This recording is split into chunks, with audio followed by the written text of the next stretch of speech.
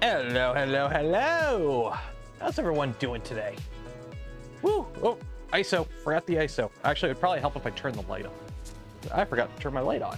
Boop. There we go. Hey, did you know that when you turn on lights, your actual camera can see stuff better? Also, when you lock the ISO, you don't have to worry about your camera going all wonky. There we go. Hey, there we go. That's a bit better. How's everyone doing today? It's hot in here. It is hot in here. I normally before I go live on a stream, I prop the door open with a fan and I blow a bunch of cold air from the house into the garage. Yeah, I forgot to do that today. So we'll see how long we make it. So what are we doing today? Today is going to be a fun stream. Today should be a good one because we're doing something we haven't done on this channel in a while. We got Voron. We have a Voron to build. In these two boxes, there are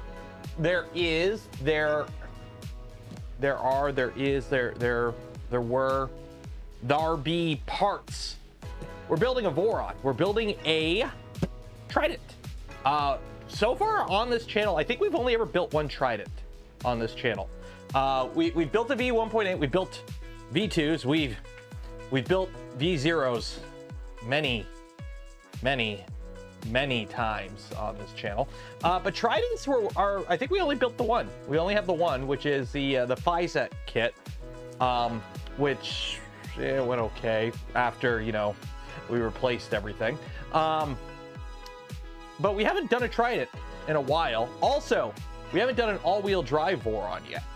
I've done all-wheel drive. We have a VZ bot down here. That's all-wheel drive. So that's Corex Y with 4 motors instead of 2 motors. But we haven't done a Trident in a while. We haven't done an all-wheel drive Voron. I haven't done a Voron yet that uses all those fancy CNC machine parts. So we're gonna do like all that now because Siboor was kind enough to send over a kit for the Voron Trident all-wheel drive CNC metal part edition version variant thing. Yeah, that's what we're doing today. So I want to give a massive shout out to Siboor for sending the kit over for testing and evaluation. Words and opinions are my own. Obviously, this is live, so they're not seeing any script or anything beforehand. And you could tell it's live because Chris just said switch wire. See, we know it's live, unless Chris is in on it. So yeah. So today we're just going to get right into it. Before we do that though, you need to do something for me. In the link in the video description, you need to enter and win some polymaker filament. Every stream we give away a spool of polymaker filament. Link in the video description, enter for your chance to win. I'm curious to hear about the quality of the metal kits. We took a look at it. So I did dive into this box on yesterday's stream because it showed up right at the end of stream. So we did dive into it. It looks pretty okay. Simple as that. That's really the only thing that I could say about this kit is initial impressions. The parts look like parts that go together in an arrangement that if you put them in a certain way, they make a 3D printer. Beyond that, I don't know because I haven't built it yet. So we'll see how it goes. First thing I want to do is, where's the piece of papier? Papier? Où est mon papier? Mon papier. There we go. Because it gave me QR codes. I'm not going to join your Discord, but I will see what the GitHub brings up. Let's see what that is. It's just their GitHub. Okay, so I'm just going to Google that. Siboor. Uh-oh. So this is, talk about timing. Are you gonna work now? Are you? Okay, there we go. Now it's working. A keyboard company reached out and they're like, hey, do you want a keyboard? And I'm like, hey, I don't really do keyboard reviews, but I could use one. And guess what? The keyboard I have out here that I've been using for a while is starting to die on me. Timing. So shout out to Keychron. Hopefully they do send me a keyboard because I kind of need one, it looks like. This is a Logitech keyboard. I normally like Logitech. I like Logitech mice. This 10 key TKL keyboard, it's a Logitech G Pro 10 keyless gaming keyboard. I've had not good luck with it. The stupid USB connector is very like, it just likes to fall out. It's not USB-C, it's micro USB.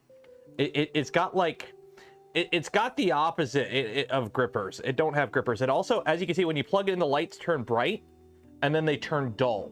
And there's nothing I can do to get them to stay bright. So I don't know if there's like a cap blown in it or something, but yeah. So there we go. So we got, there we go, panels, STLs, there we go. So this came with everything. I got the kit in black and white. It came with everything. So yeah, came with everything. I'm watching the channel where the guy wants to do a 1-minute benchy. If he could do a full plate of Voron parts that are within spec in a minute, I'll be impressed. Don't get me wrong, speed benchies are cool and all, but take what you learned in speed benchies and take that and use it in normal, actual printing, usable, functional parts that don't look like poop and don't have massive layer adhesion issues because you're cooling plastic too fast. Then I'll be super impressed. Because let's be honest, a speed benchy is a solved equation. It's just who's going to be the one to spend the money on the most over-the-top setup nowadays. You can only, it's a CNC. We're buying off-the-shelf parts and making them move as fast as they can move. It's just whoever finds the right combination of settings and off-the-shelf parts.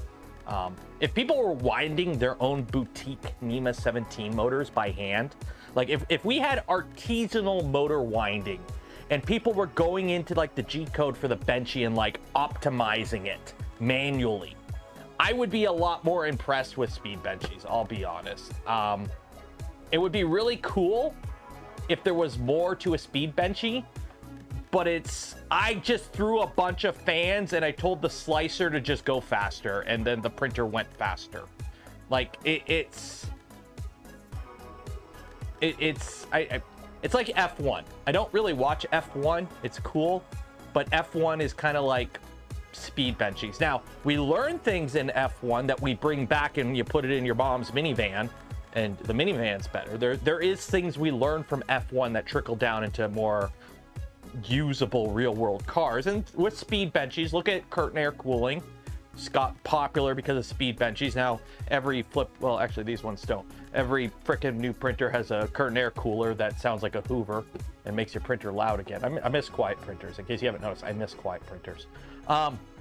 So yeah, so going really fast on speed benchies is like, it's cool, but it's not my cup of tea.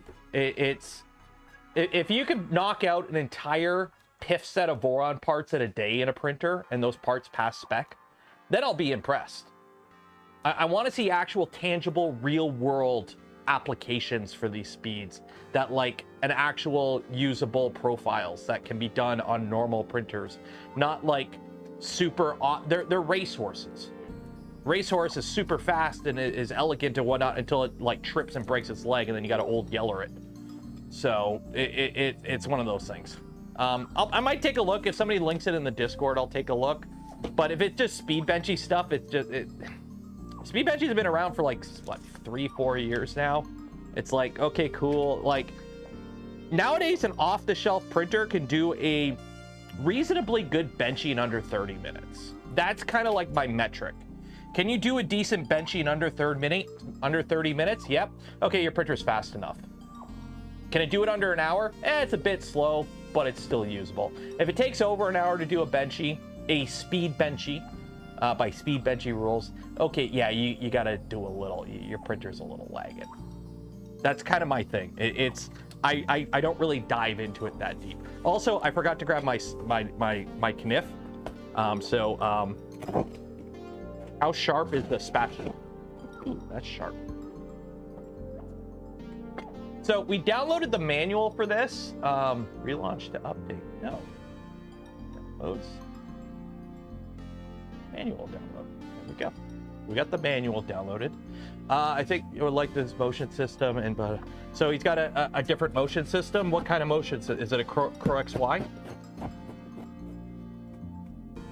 Or is it like armchair engineering where it's like, how many motors does your printer have? All of them. You're gonna enjoy this kit. There's only like 2 things you may add. The heater bed is one, and check the PSU. I got a non-manual. Yeah, I got a generic power supply. I'm okay with that. Here's the thing. It's a power supply. It's not like a PC power supply. I don't think there's like efficiency ratings on these things. I'll be honest, I've never had a power supply fail on me. Like a 3D printer power supply, even like off-the-shelf machines. Now, I'll be honest, I don't really run my off-the-shelf machines that much. The one off-the-shelf machine I have with over 1,000 print hours is this Bamboo. Most of them just don't, because hey, when you got a whole fleet of Vorons, why are you messing with an Ender? But I've never had a power supply fail. Has anyone had a power supply fail on them? Like an actual like 3D printer power supply just like give up the ghost? I don't really see it that often. And let's be honest, pretty much every printer doesn't come with a Meanwell. You have that one fail when I shorted. No, that one's still working. It's in the printer still. All I did was blow the fuse in the inlet. So I just replaced the fuse and everything was good. Yeah, one on your Mark III? Okay, well, it does happen. I've just never had one. So I'm not too concerned. I mean, here's the thing. If the power supply is shit and it fails, then we complain about it. But until it fails, oh no, it's a no-name brand power supply. Oh, okay. That's all I could say about it. It's a no-name brand power supply. And yes, don't cut towards yourself. For whoever is gonna, leave a comment. Hi, if you're watching this in the future, leave a comment below the video saying don't cut towards yourself. And also don't use like this honestly probably still has resin on it. Don't use your resin spatula as a knife. Okay. I don't even think I needed this box. What are we even starting with? I haven't even looked at the manual. Did I tell you to go enter for the contest? Go enter for the contest if I haven't told you that. Also, I do want to give a huge shout out to FL Sun. The FL Sun S1 Premium Delta enclosed 3D printer is making great work today as a table. So let's see, where are we at? So this is as of June. Note, the assembly manual, wow, I can speak English. The assembly manual is exclusively designed for the Siboor Trident June kit. For the official VORON Trident assembly manual, please refer to that. I do like that they do that. I do like that they do that. Also, I like the graphics. I kind of like the Siboor art style. I kind of like their art style. They got a vibe to it. I kind of like it. Why the change? The Siboor Trident June kit includes numerous modifications and significant electrical adjustments. Simply adding supplementary pages to an existing manual is no longer sufficient. You would have to navigate through many pages repeatedly. That's another thing I like to see. Condense your manual, because sometimes you do a minor change. Here's an amendum, but sometimes you got to start fresh. I like to see that. Now I haven't built any of their prior kits, so this is all new to me. To enhance user experience, Siboor has opted to create a new assembly guide from scratch, ensuring closely matches the Trident kit. The assembly logic and the presentation of most steps in this manual are inspired by the original VORON manual. We did skim through this manual. Initial impressions are good. It does look pretty well put together. Should you find any issues in the documentation or suggestions for improvement, please consider opening a GitHub issue. Like to see that. Raising an issue, please include the relevant page numbers and a short description annotated. Screenshots are also welcome. We periodically update the manual based on feed. I'm assuming there's back is somewhere. Okay, how to get help. If you need help, go to the VORON Discord or the Siboor Discord. I always recommend, if you are building a generic VORON, a stock VORON kit, if you're building something that's like, if you're following the VORON manual, look for help on the VORON Discord first. If you're following something like this, where it's a customized kit, you're probably better off looking at their help first and then defaulting to the VORON help afterwards, especially when you have like custom parts. Because you open a help ticket on the VORON Discord and go, hey, I'm building a non-standard VORON with non-standard parts and the mod ain't working. The helpers are going to be like, okay, did you go check them out first? They're the ones who designed it. So that's something. There we go. Introduction. Here are some portals for your convenience. VORON design, Siboor docs. There's the kit docs. If you want to learn more about the mods, there's all that. So there's... Is this an open source? This should be open source. Yeah, I believe so. GPL v3. Yep. So there's the all-wheel drive kit. Cartographer. So they do use a cartographer. Fume pack. And they got the clicky-clack door. Oh, that's going to be cool. Introduction. Part printing guide. So all the parts came with this kit. All the printed parts. I got a box of printed parts. So I am using everything they sent me. I am not printing parts for this unless, you know, something's broken or there's an update or something. I am literally, we are going through this as it came. I'm going to be using the parts they sent me. Now, granted, a bunch of the parts are also CNC parts, but there is a bunch of printed parts. File naming. So here you go. So since we're not printing parts, we don't need to worry about that. So this is always nice to see. It basically tells you what the parts are. The all-wheel drive is a derivative from my mod, so they are obligated to release the CAD. We'll see if that happens or not. Did they not release the CAD? License remeet images. Ooh, they haven't released the CAD yet. Ooh, okay. I'll ping them about it. I'll send them a ping. They have a page up on their GitHub about it. Or is this... Oh, this is the GK... Wait, what is this? I don't know. As long as they... If it's your mod and they're violating, DM me like details and I'll reach out to them and see. Hardware preferences, heat sets. We'll do heat sets as we come across them. Where's my heat set iron anyways? It's over there. Okay. Probably gonna need this. I probably should grab it. My heat set iron. Probably gonna need it at some point. There we go. Cartographer can't do the beacon. Correct. It should be able to eventually, because the beacon's just is an eddy current probe. So as long as like the code is out, an eddy current probe is an eddy current probe. I don't think there's anything different with the sensors, but I don't know for sure. Okay, there you go. How blind joints work. This is all cool. Okay, we're starting here. Sort your extrusions. Collect the extrusions and sort them by length. We will highlight the extrusions used in each step and label them as shown. Okay, so let's get the extrusions out of here. There you go. You're doing a very good job there, FL Sun. And the extrusions are in this box. So I got to get you out. Oh, no, that's what that slide. Look at this. Look at that. There's all the extrusions. So what I'm going to do, we're probably going to need the hardware kit. Grab the hardware kit. Ooh, is this the inlet that comes with it? Okay. So I was watching a video of another kit. That's a little... Yeah, that's loose, but that's... Yeah, that ain't coming off. What about this? Yeah, that ain't coming off. These are... There we go. That's not bad. A fuse in there. Yep, we got a fuse in there.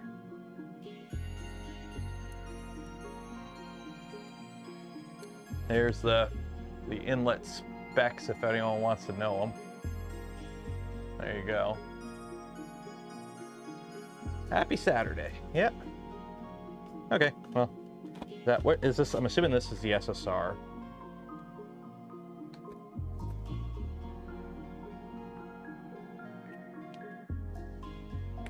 Cartographer tap is in beta. Okay, well, I'll check it when it's not in beta. So we got a SSR. It's an SSR. Too concerned. And here's all our drivers. Okay, let's get these extrusions out. So, let us... This, we probably won't be using any of this stuff for a while. This is like bed stuff. So I need more tables. That's what I need a bench. I need more workbenches out here.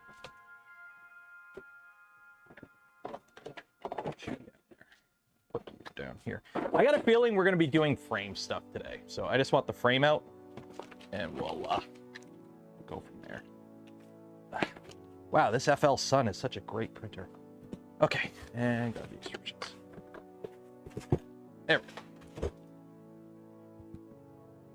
go. Put that box there.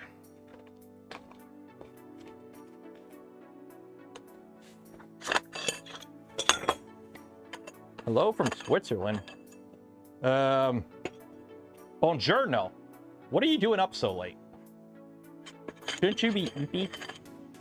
Hello, Calvin. What? Come here and speak into the mic. Speak into the mic. Because I can't hear you. What do you want? Here, come here. What do you want? I want a donut. Do we have donuts at home though? So what are we gonna do?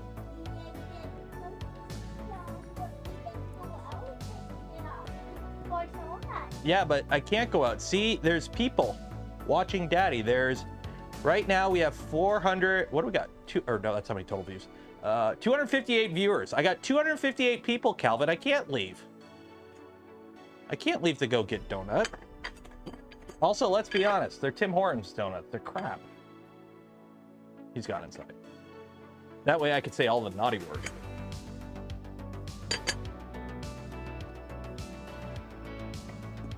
Okay, so that's all that. I'm just gonna take these parts and put them in a little box and put them in a little box. I can hear him. He's like, Mama, donut? Go get donut?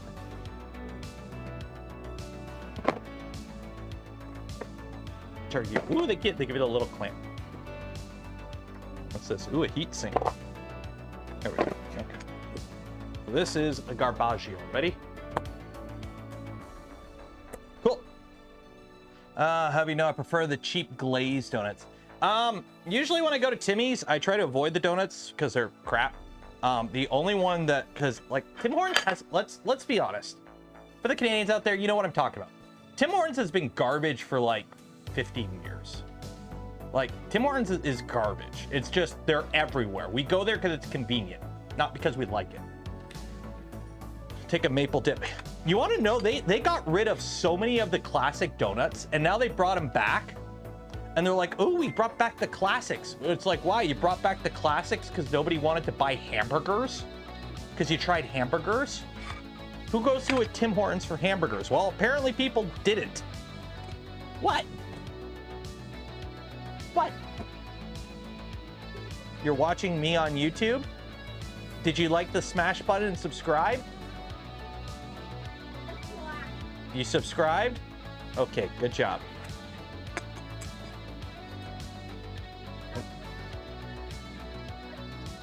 Yes, people are watching me on YouTube right now.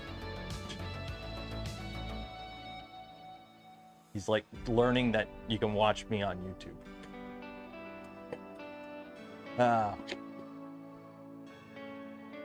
Rhino, $4.99. Cheers and appreciate it for the better donut fun. 24 or 48. I'll be honest. I've got 2 machines now on 48, I think.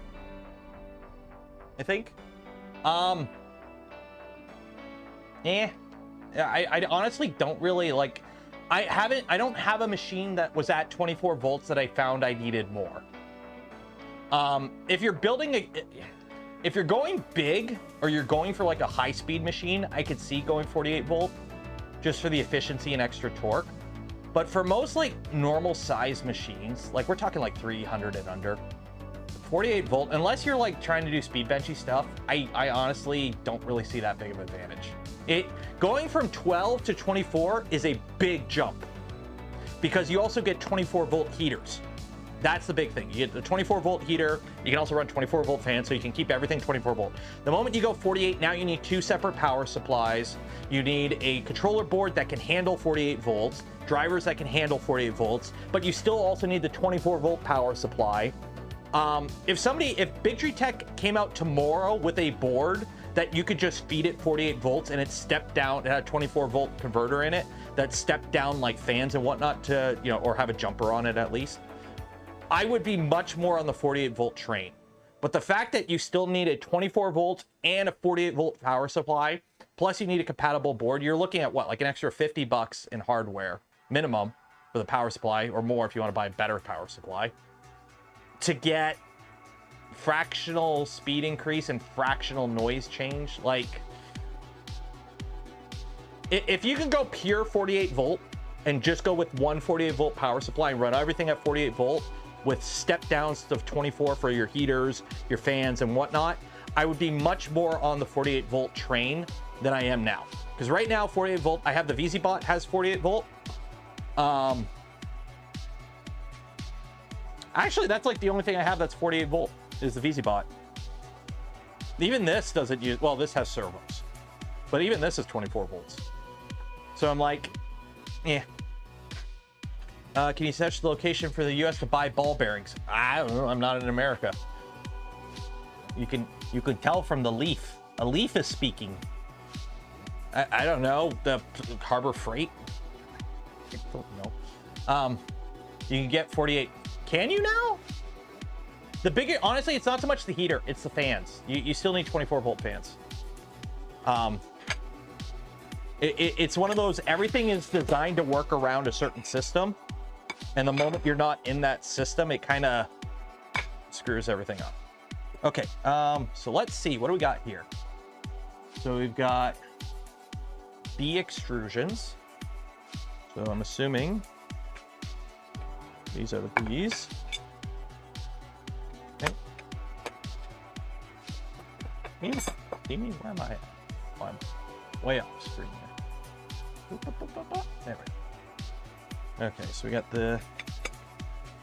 Today is frame day. For those that have ever watched me build a printer, usually part one of the stream is frame day, where we just get the frame going. And then we've got A extrusions. So these are 420 nice millimeters long. How many of these? So we got what? We got 2 of these, 4 of these, that's right. Then 1, 2, 5, 6, 7, 8, 9, 10, 11, 12, 13. That's a lot. 1, 2, I'm assuming they're all there. Or actually, no, these are different. They're different. Because that's that one, that's that one. I got 2 C extrusions that have holes in it. Ooh, where are the holes? I can't find the hole. Where's the holes? Where's the ones with the holes? Oh, I got one. And it's this one. Oh, you know, I can tell. They are a... Can you see it on the camera? You can't see it on the camera. These 2 are an ever so slightly different shade of black. I don't know if you can see it on the camera. Let's see. One of these days I'm gonna get them. Anyone have a suggestion for like a small, like I keep using this Logitech webcam, but it's kind of annoying. I need a better mobile camera. I don't want to spend money. Deactivate. Activate. Oh. Is it dead? Uh-oh. Uh-oh. Uh-oh. Deactivate. Activate. Uh-oh. Uh-oh.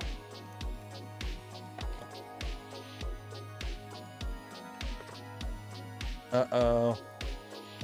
Deactivate. Activate. Hello! You froze again. Uh-oh. Uh-oh. Deactivate. Activate. Uh-oh. Activate. Deactivate. Activate. Okay, that camera is dead. That sucks. I want to don't. You know what? I'm not gonna lie. I kind of want a shitty too. Okay. Yeah. Oh, you can kind of see it. These are a slightly different shade of black. I don't know if you can see it.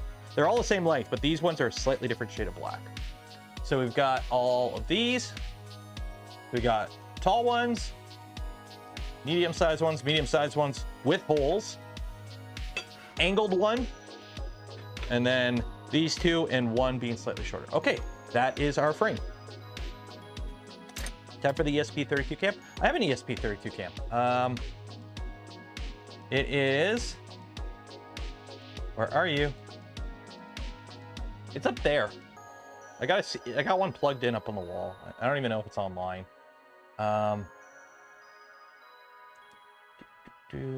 I don't even know if it's on long. I've left it plugged in since I did that video. I have no idea if it's alive or dead. There's been so much heat in this garage, it might be dead. Oh. It actually might not be dead. Oh. Oh no, that's the one in the Prusa. Okay, the one in the Prusa is still alive. That one's still alive. I don't know what that one is. I'm trying to find it. 1 second. System info. ESP32. So that's that one. Is that one connected to my home network? I don't know which one that's on. Which network? Yeah. Yeah, I think that one's dead. It's literally sitting up right against the attic. It's up in the corner. You can't see it, but it's up in the corner where it's like the hottest spot in the garage, and it's been plugged in directly to an outlet for like 6 months or whatever I did the ESP32 video. I've got a feeling it's cooked. I got a feeling that ESP32 is dead. Anyways, where were we? Building a printer. Building a printer. Cameras like ice cream. I like ice cream too. You know what I like more than ice cream? Gamer subs. Use code Canuck. Save 10% off your order. Link in the video description. But I also do have cookies and cream ice cream I'm going to treat myself with after the stream. Okay.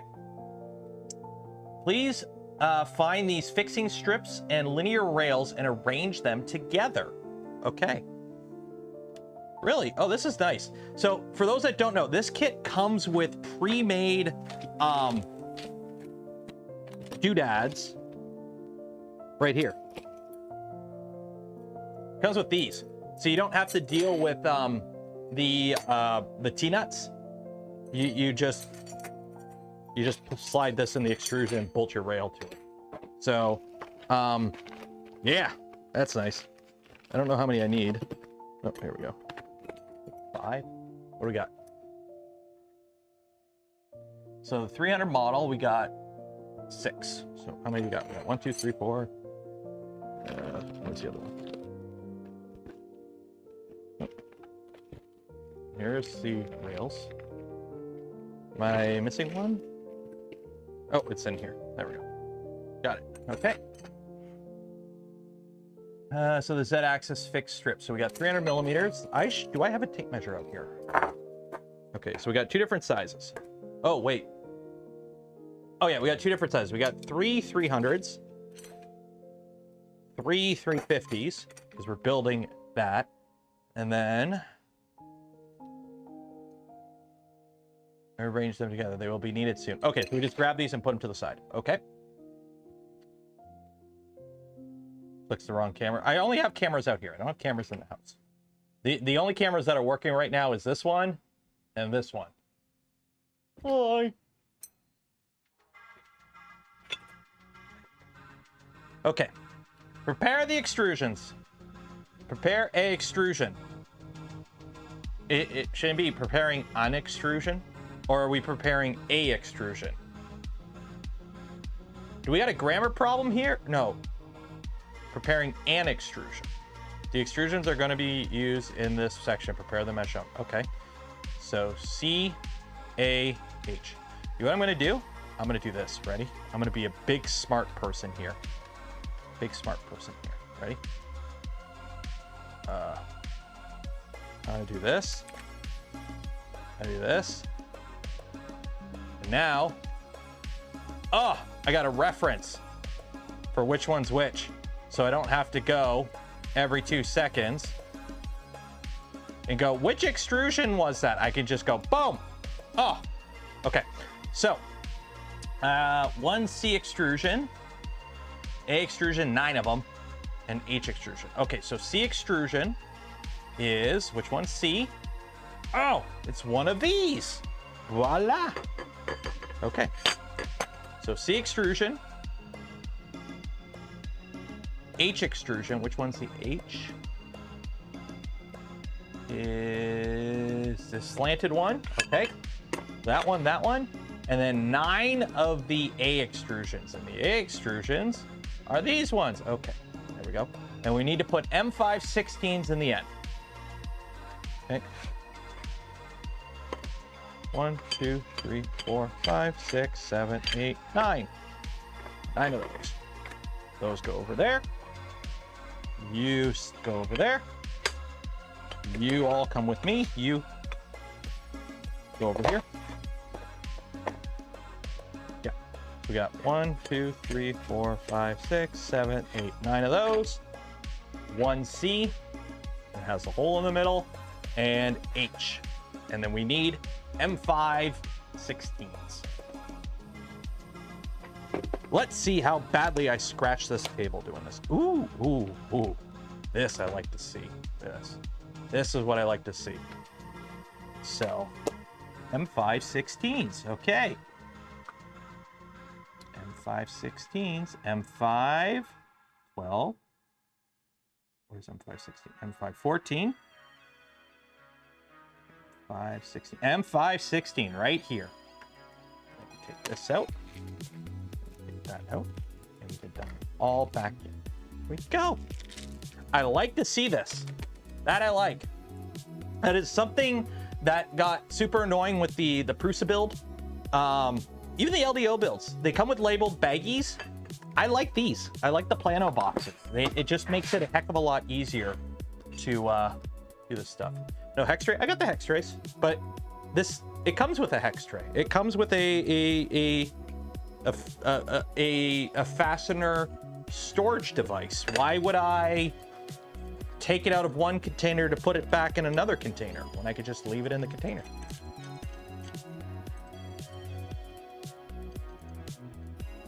Also, I probably should check to make sure these are tapped correctly. They do feel a little sloppy tapped, but in terms of the holes being clear, we do seem to be good.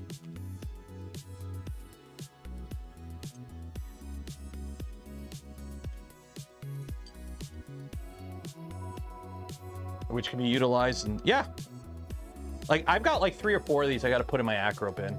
Oop, did somebody do something? Did I have pop up on screen? No. Gonna do Loctite, not for the frame. You don't need to Loctite a frame. If you need to Loctite your frame, you're building your frame wrong. You should be able to properly tension your screws and get your frame pretty good. Like you really shouldn't need to Loctite a frame. Screws, when torqued correctly, are good enough to not need. Okay, hold on, let me grab a bunch. This one's gonna mount to the ceiling. No, I'm gonna put it in my car, I think.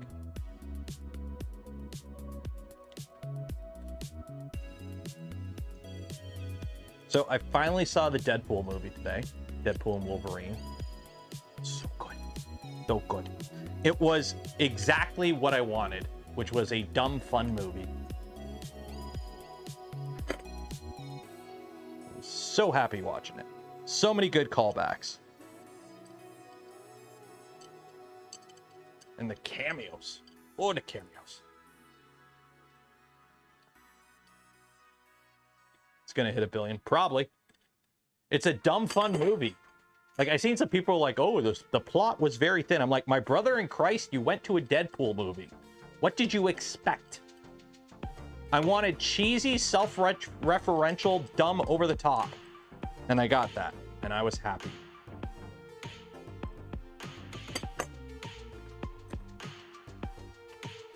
Well, we don't have IMAX where I'm at. We had like the fake IMAX that isn't IMAX at one of the theaters in town, but that theater closed. I just go to we have a local cinema. I just go to that. It's just normal. I didn't see a 3D version or anything like that. I just went and saw the normal one.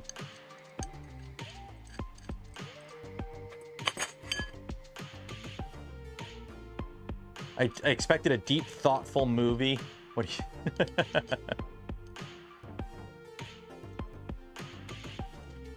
Car scene is great. You know what, though? I'll be honest. Honda Odyssey, it still sucks. It's still Honda Odyssey.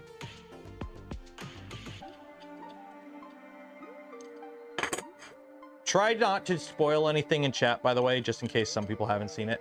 There was one actor who played a character that hasn't been in Marvel before, or live action Marvel. I won't say who and I won't say what character.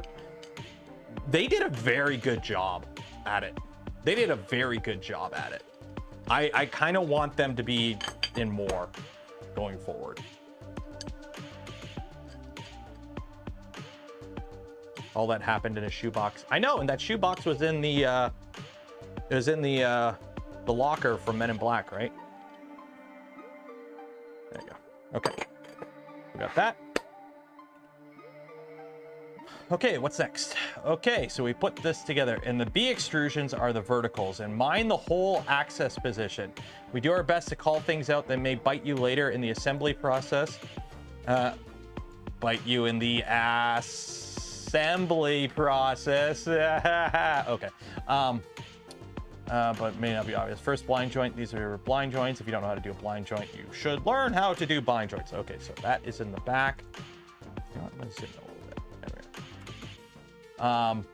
Okay, so B is forward, and I'm assuming the B extrusions are all these guys. Oh, look at that. But not all of them have holes. So why would you call them B extrusions if some have holes and some don't? Shouldn't it be like these 4 are B and these 2 are not B? Are they to B or not to B? I don't know. Either way. Okay.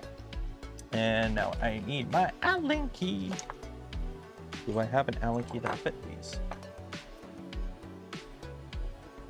Actually, where is my hex drivers? I need to buy a hex driver set. That's what I need to do. I've started using hex drivers more. The problem is I don't have a whole set of them. I only have a couple, and they have a tendency to get lost a lot.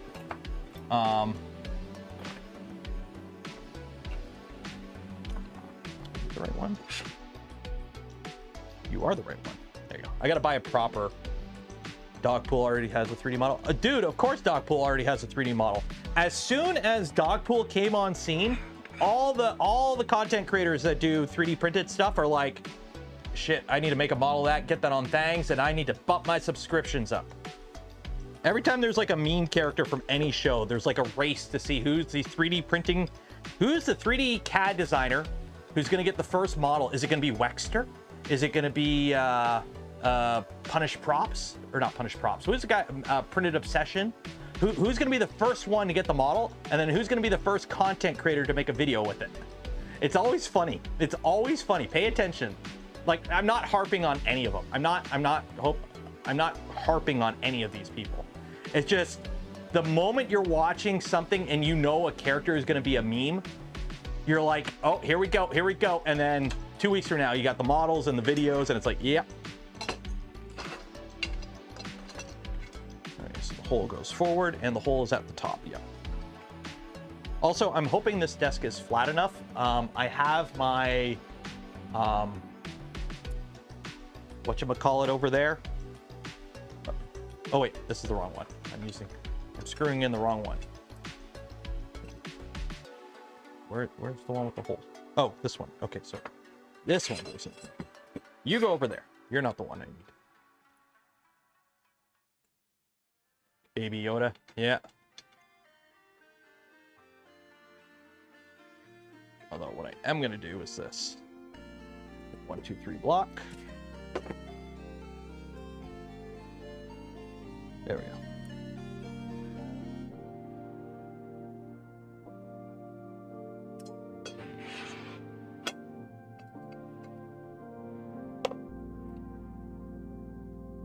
Oh, it's gonna get it. This is gonna get annoying.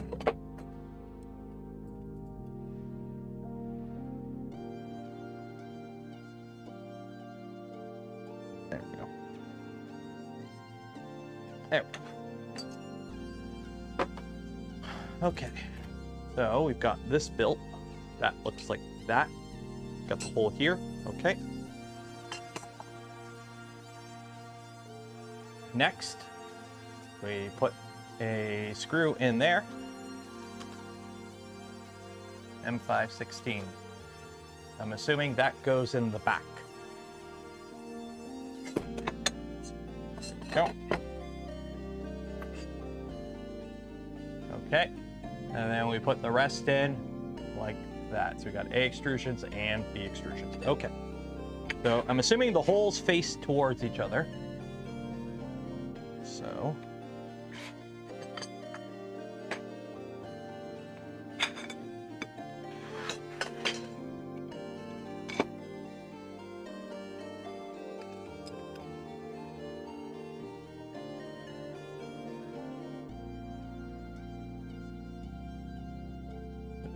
is it finished yet? Yeah, actually, it's done right now. I'm just putting the final touches on it, and then we're going to start printing.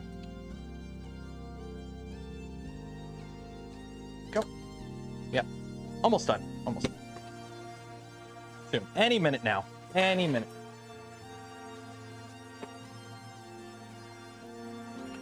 Also, this is why I went with the 300 and not the 350. Because ain't nobody got room for that.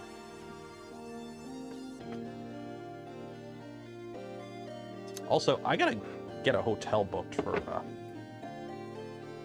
Earth, or 3D Printopia, or Earthtopia. What are we calling it now? Earthtopia? It's Earthtopia, right?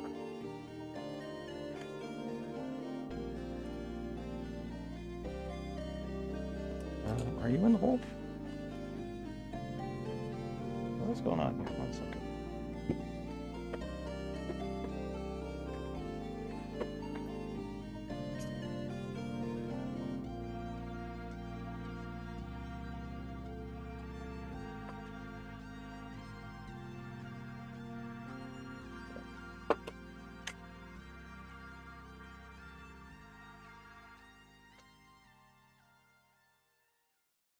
There we go.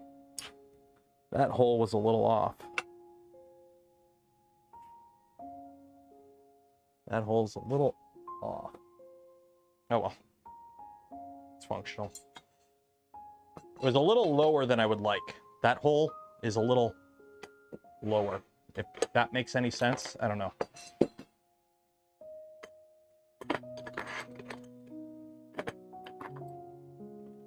This guy. Hold it that way.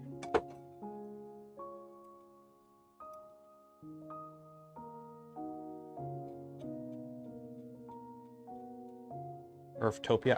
I've been calling it Earthtopia. I know a few other people have been calling it that too. I mean, to be honest, I do like the name change. It's just the new name. I like that they changed the name. I just think the new name sounds a little too much like a Disney movie. This summer, from the creators of The Lion King, watch 3D Printopia.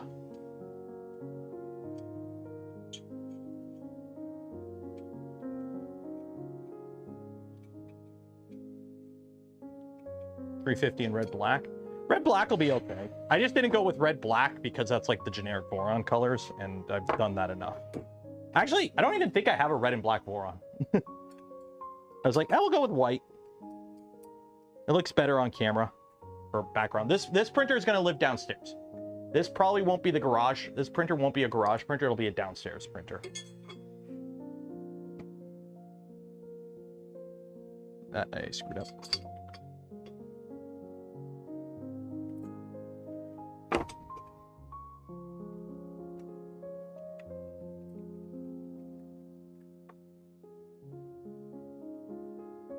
There we go.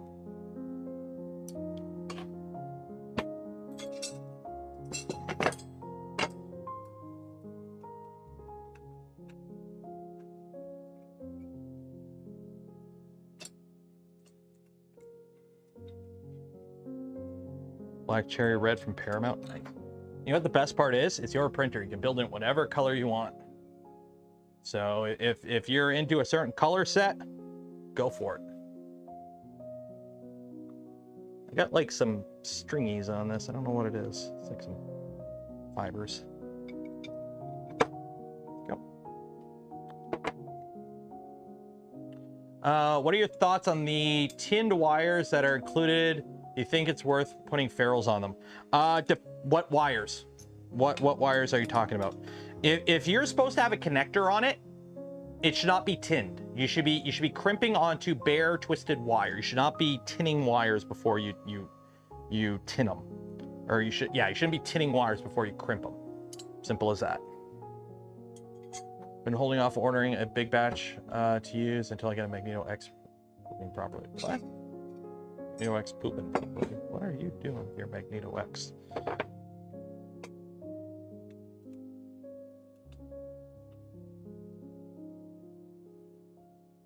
Go. Okay. So this is the front of the printer now.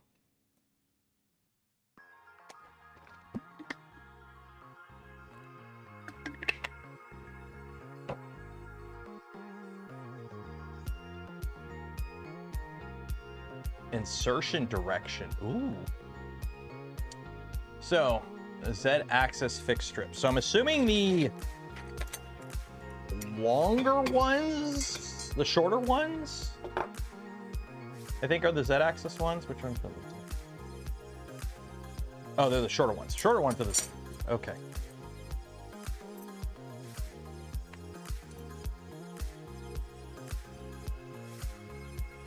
Okay, so if this is the back, so the back towards you, these go in like that, and this goes in like that. Okay. Yeah, because they go there and there. And these are the Y fixing strips. So these two of these, they go in the A extrusions, and A extrusions are those ones. And then we put two M516. Okay, so we got two A extrusions. And then we put this in the middle.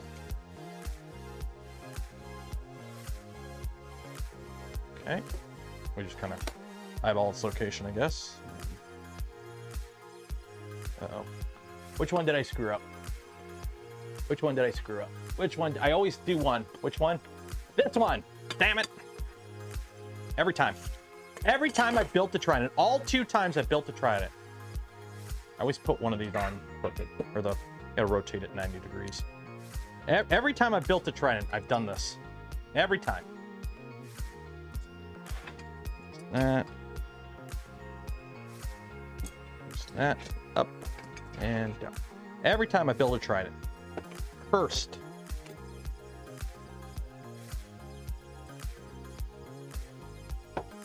Just a bad design. There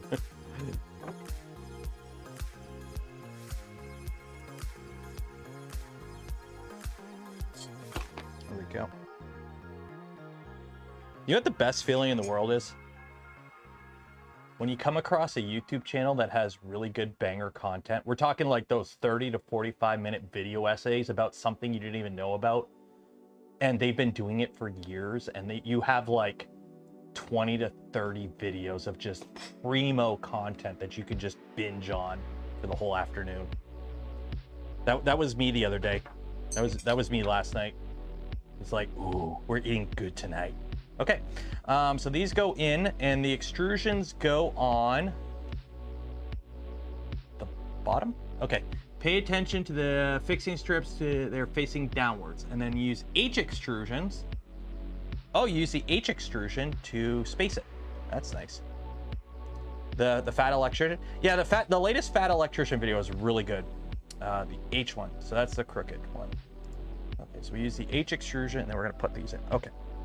Yeah, the fat electrician does really good video essays. It's not my most favorite. Like, the only problem that I have with that kind of content is if you start watching it, it only really works if you have a good storyteller doing it. So, for example, I know Internet Historian got in some hot water a little while, like last year or something, like a while ago, because it turned out like he was making videos, but he was pretty much taking somebody else's script but making a video with it. So he was taking basically an article that existed and just making a video of the article. But the thing is, like, that's what pretty much all these people do. They're basically just reading off a Wikipedia page. They're like, oh, this thing happened. Here's the story of his life. Sources are, I'm just basically taking what's in the book and just retelling it. So if you do something where you take something and you make it transformative, you make it interesting, that's good. The problem is, so much of that type of content now is just click farm content, where it's like a YouTube bot scraping it all. that like you come across one or two good channels that do it really well, but then your feed is like contaminated with like generic shitty bot content reading it, where it's like, oh, I'm a bot, and I just, you know, an AI wrote this script and I'm just, you know, spitting it out. So it's kind of like, I like when I find a good one, but the problem is I know my, like, is anyone else's YouTube feed like really broken right now, by the way? Where it's like you're getting recommended a lot of weird stuff, especially like streams. Like ever since I partnered with GamerSupps, code Canuck, 10% off your order. Like my Twitter feed has a lot of VTubers. Now I'm not saying that's because I partnered with GamerSupps, but it's one of those coincidences that I'm not gonna dispute. Okay. Womp womp. Anyways, all of a sudden my YouTube feed the other day, like it started yesterday, is like all live streams of like random stuff. It's either like a 4-year-old YouTube video with like 200 views about something I don't care about. Like it's a completely random thing. It's like, oh, me doing like Super Mario speedruns. Like it's just a VOD of a Super Mario speedrun. Like I'm like, okay, I like summoning salt, but not that much.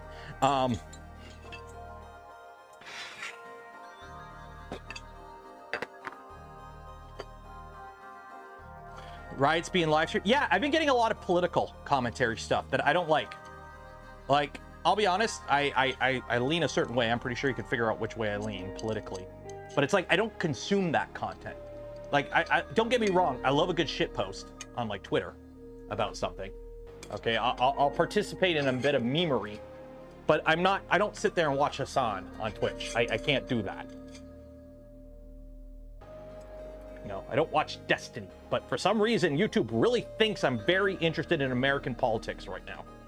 And it's like, no, I don't want to watch some guy wearing sunglasses in his truck riffing about something.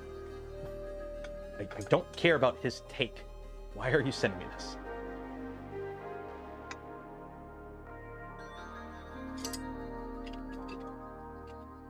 I really like how you use the one extrusion to line everything up. Also, I am scratching the shit out of my desk doing this. I should have something on it, but I don't want to, because by having nothing on the desk, it's flatter. Once we get the frame together, I'll get the mat out, and we'll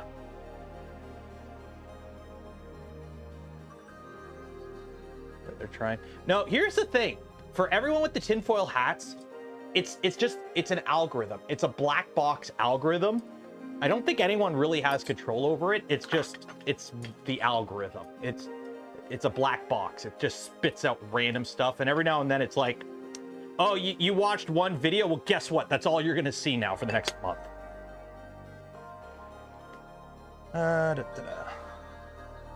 Cover in tape. Oh, to prevent scratches? Well, too late. Okay. Oh, and now we put this in. So we put this in. It goes in the back with the... towards the back. Okay. So we take our extrusion here, and the notch goes towards the back. Why do I want to listen to NSYNC right now? I mean, I know why I want to listen to NSYNC. How long is the election season in Canada? Usually much shorter. We're okay, so Canadian politics it's like British politics, or like a lot of parliamentary politics, where I think we have an election every 4 or 5 years, but it's not like the Americans where it's like it happens on this date. It's like, no, when you're in power, you have to have an election every 4 years, but like you can call elections early. So if your party, you think your party's running like a minority government, and you think you can, oh, we're doing really good in the polls, let's do a snap election and see if we can bump our numbers up a bit. You can do that. Or, hey, we put, we've lost confidence of the House, and, Parliament's dissolved. I guess we have to do another election. We do that. The problem is, in Canada, we have a tendency where one of the two parties, let's be honest, we're a multi-party system, but only two parties ever have power. It's Conservatives and Liberals, simple as that. Yeah, NDP, yeah, you had your chance. But anyways, NDP died with Layton. Anyways, what happens is we'll get like one party in because the last party was in power for so long, they screwed everything up. So obviously the other party will fix it. So we'll vote them in, and then they'll be in power for so long, they'll screw everything up. So obviously the other party will fix it. So then we vote in the other party. So we had the Liberals under Chrétien were in power for like ever.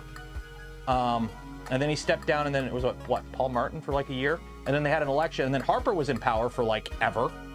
And then he failed, and then they held another election, and then Trudeau got in, and he's been in power forever. So now obviously he's doing a horrible job. So now the next guy's gonna get in. He's gonna fix it all. He's gonna fix it all, right? Because that's how it works in politics, or Canadian politics.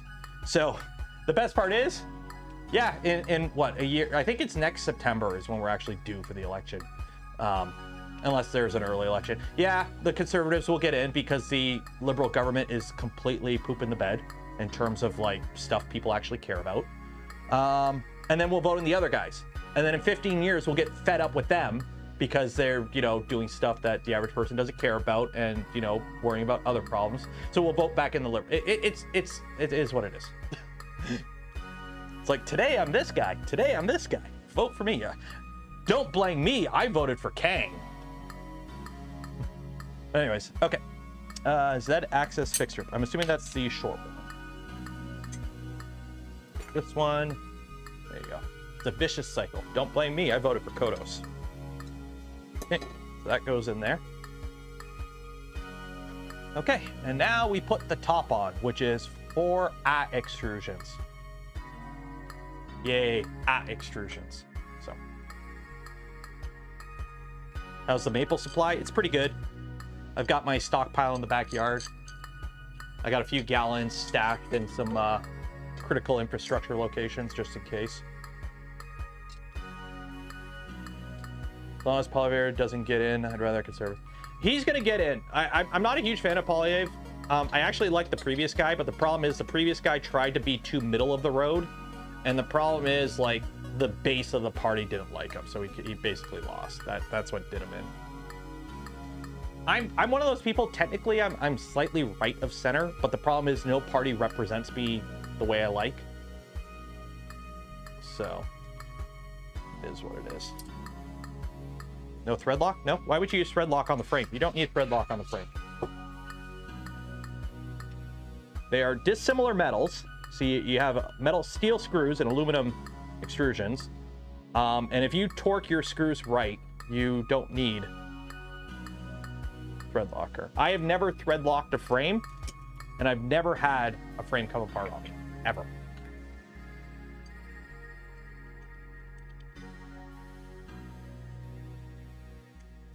And I'll just fill their pockets. Yeah, at least in Canada, we don't have the, like, let's be honest, you do have, like, you know, companies, like we have, what is it? Lobbyists. But we don't have that, we still have that rule where, like, companies can only, like, you can only donate so much. Like, in Canada, the most, like, an individual could donate to a party is, like, $3 grand. And, like, corporate donations are, like, either really capped to the same amount or, like, not even allowed at all. Like, let's be honest, Galen Weston owns our butts. That evil person, but it is what it is.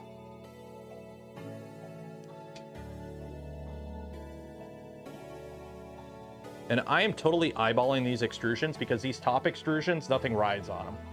So I'm just lining them up by eye and going, yeah, it's good enough.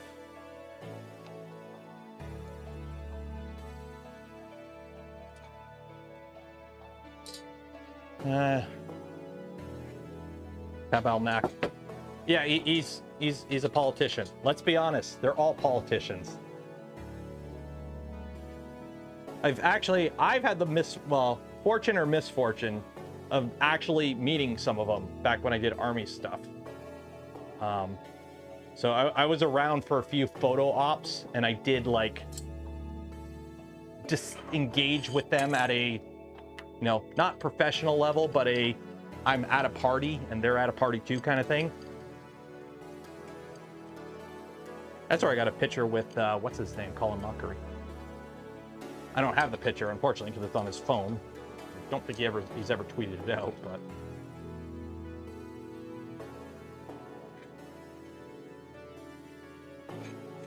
Why not flip it upside down? Don't need to. If I flipped it upside down, the whatchamacallit would fall out.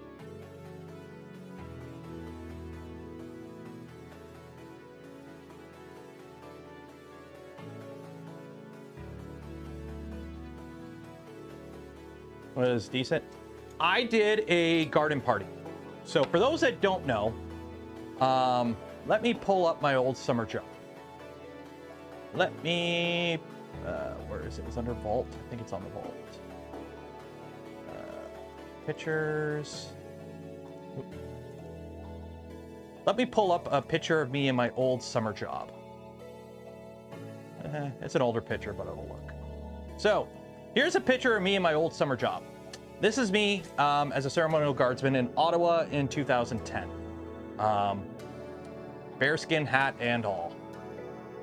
So I did ceremonial guard the year the Queen came to visit. I was at Rideau Hall, which is the Governor General's residence, on guard duty that day when she showed up. She asked me if I was having a nice day, and I said, yes, Your Majesty, because that's pretty much all you say to her. Is, yes, Your Majesty. Any question she asks you, well, she's dead now, so she's not asking you questions. But if a royal ever asks you a question, the answer is yes, title. That's like, they only ask you yes questions. Like, you having a good day? Yes. You enjoy your time? Yes. They will never ask you anything other than fluff. But anyways, part of that duty that day was they did what was called a garden party, where basically all the dignitaries, so like the Prime Minister at the time, which was Harper, the Prime Minister, the leaders of all the parties, Peter Mansbridge was there, a bunch of famous Canadians, Colin Mockery, for example, the other guy from the news, not Peter MacKay. Peter MacKay was there too. Actually, I have Peter MacKay. I've met him a few times. But it was basically stand there in a corner with this for like 3 hours, and just take pictures with people. I was basically set decoration for this party. Hello, Calvin.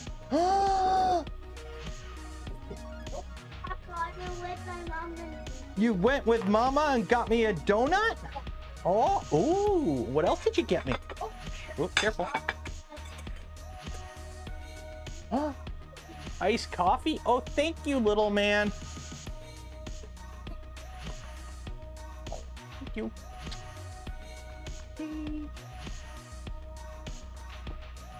Now, I don't know about you, but this frozen for 3 weeks in a storage warehouse in Toronto, driven halfway across the province, and then flash cooked donut with way horrible fondant on top.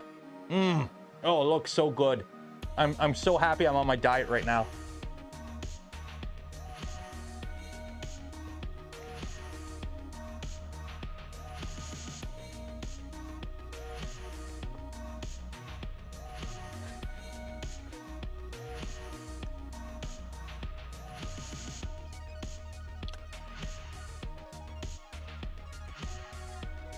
They're both the same. They're about the same. It's better than the pizza.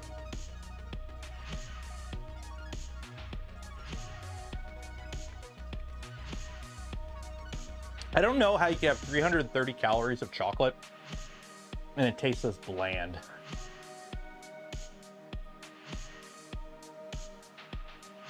But look at the inside of it. It's not like fresh baked fluffy donut. That's like muffin texture. Like it's not fluffy. It's not like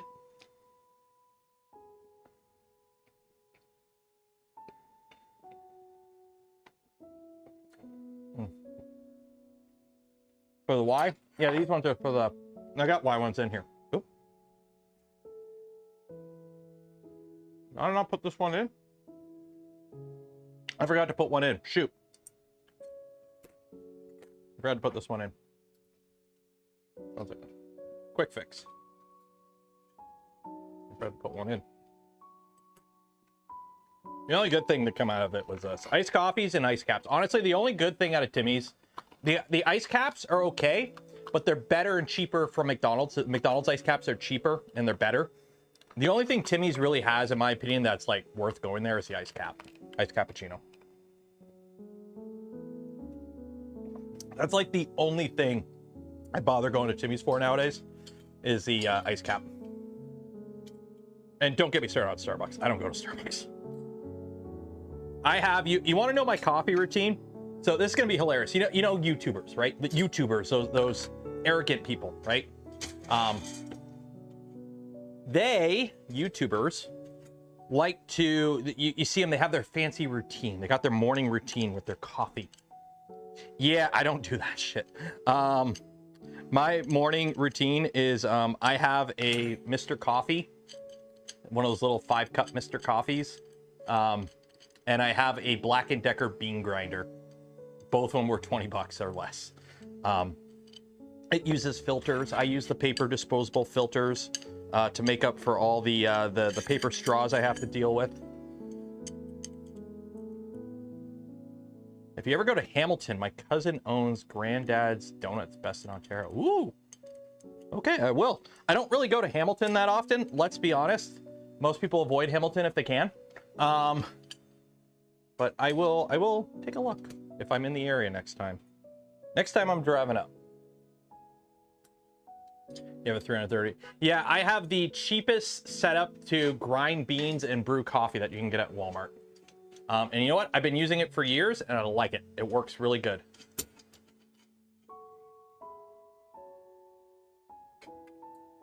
I know I gotta take that one extrusion out to fix this. 1 second. Let's get this started. Hope they don't move on me.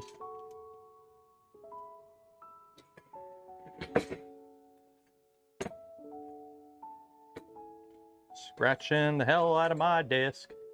You have a Keurig. I used to have a Keurig. The problem is I got annoyed with Keurigs. I didn't like Keurigs. I have one. I got the Keurig with the cup holder and all that, and I stopped liking Keurigs. The problem was I found with Keurigs, the Keurigs are good if you're like a bachelor. If it's just one person brewing 1 cup, Keurigs are okay. But what I do is I have a 5-cup Mr. Coffee, which makes, let's be honest, 2 cups of coffee. It makes 2 cups of like actual normal sized coffee. And I like it because that's 2 cups is enough for me and the wifey. So I'll get up, I'll grind the beans in the little Black & Decker grinder. And the only reason I have it is so that way my beans stay fresher longer. Because if you get pre-ground beans, they don't stay as fresh as long. And then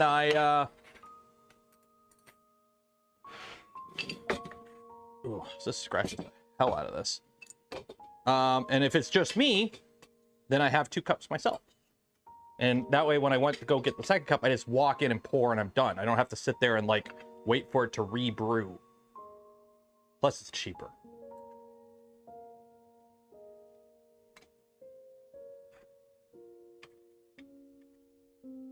So I just buy like the bulk beans at Costco and just grind them myself. The environmental costs. I'm not even. I don't even care about the environmental costs. I'll be honest. It's more that it's inefficient and expensive.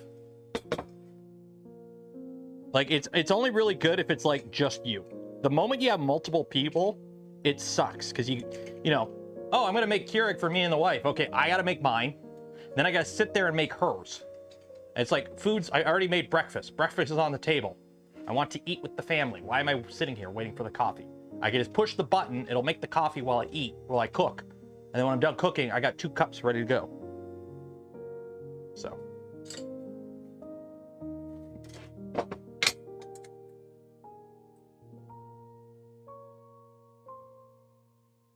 There we go, okay.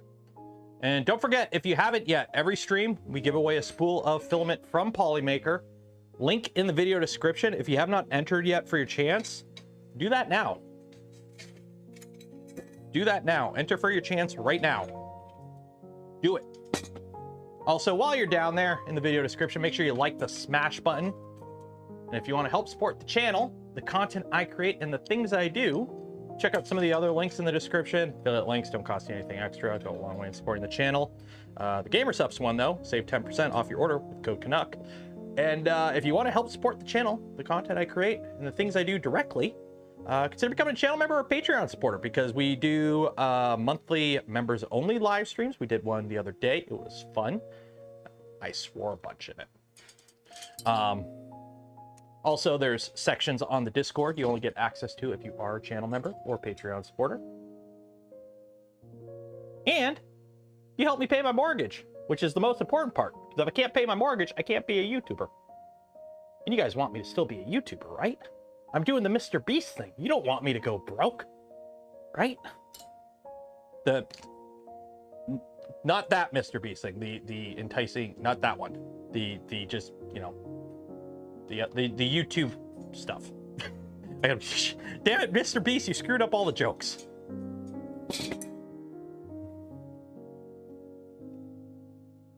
The video making part. Yes, the video making part. Oh, you know, we're losing money on this. You need to buy a shirt. I'll sign it. I'll sign it myself.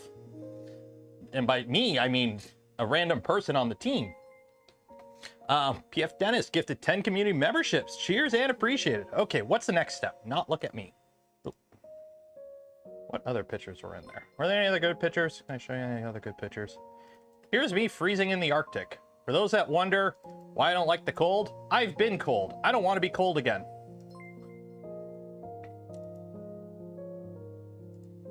Okay. So, 90, 90, 90, 90. Check for squareness. What is that? Oh, this is the side. So that's what, 310? How square are we? Are we hip? Are we hip? Oh, hey, a button. Hey, so what do we got? We got 26 and a bit. Oh, hey, we're good. That's square. Square at the top. How are we on the sides? Most of these have a little like notch. You can like hook it in the corner. And then make sure you just basically always measure on the same side. So like 26 3/4. Yes, it's in inches. And 26 3/4. Okay, the top is perfectly square and one of the sides is perfectly square. I'm gonna assume the whole thing's square and move on with my life.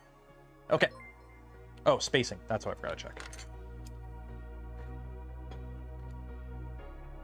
You know what the worst part is? I actually kind of liked the older Mr. Beast videos.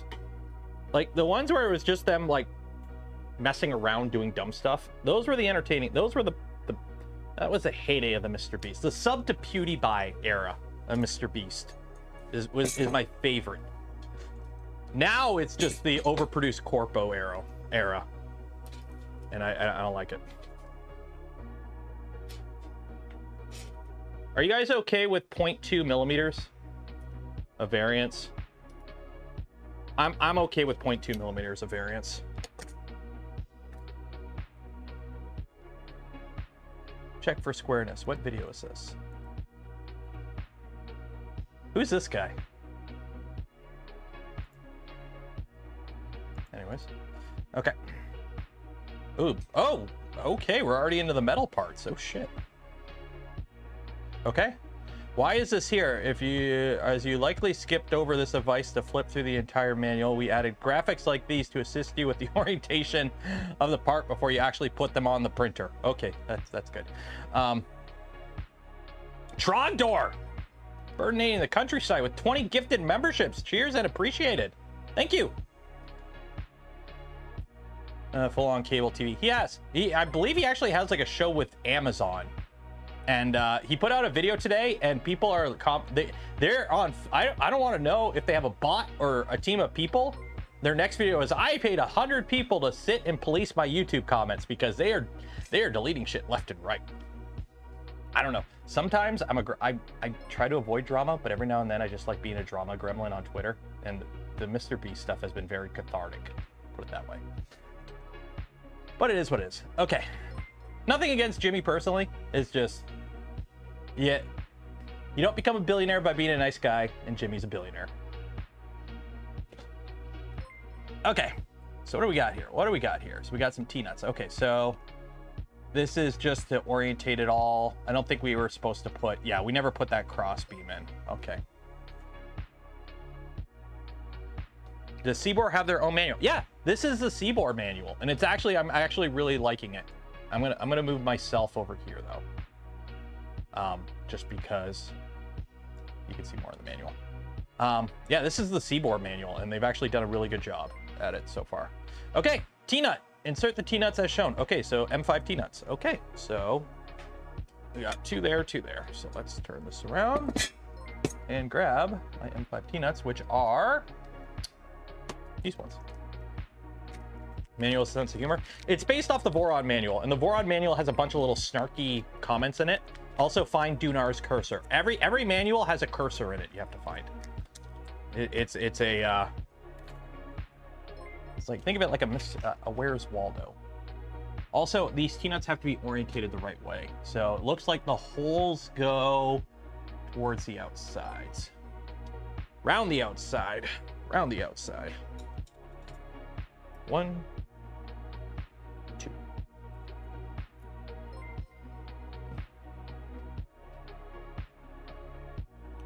Frame is square, you want to protect the bench. I will get around to it at some point.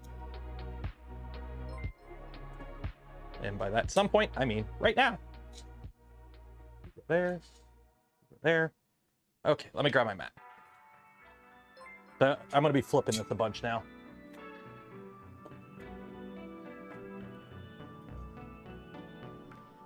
There we go. There we go.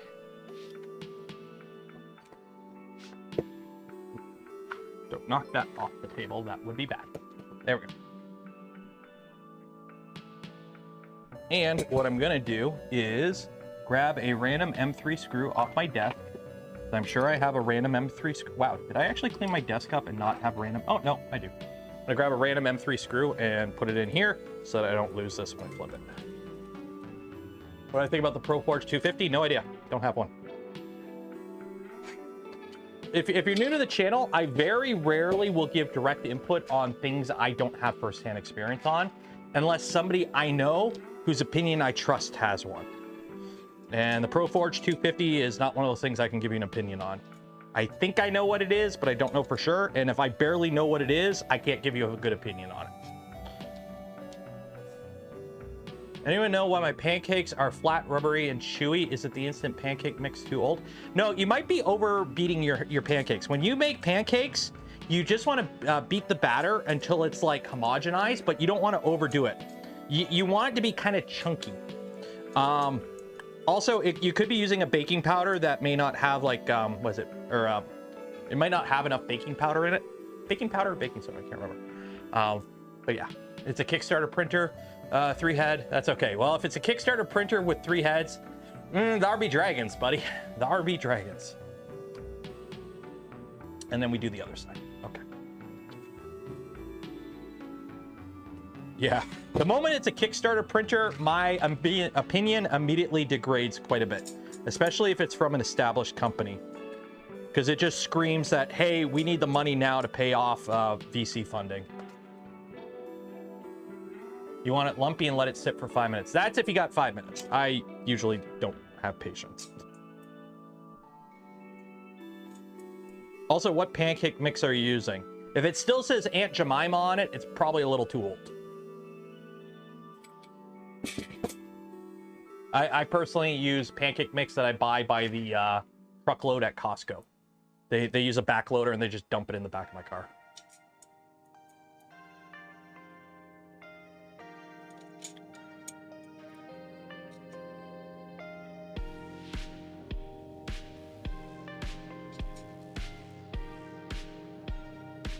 The 5 minutes is to let the batter fully hydrate. Yes, that's the thing. If you don't want to over mix it, and you need to let the batter absorb the moisture of the water. Okay. Ooh, oh, no, no, no, no. Okay. This one only has 1 in the back. So that is this guy. This one only has 1.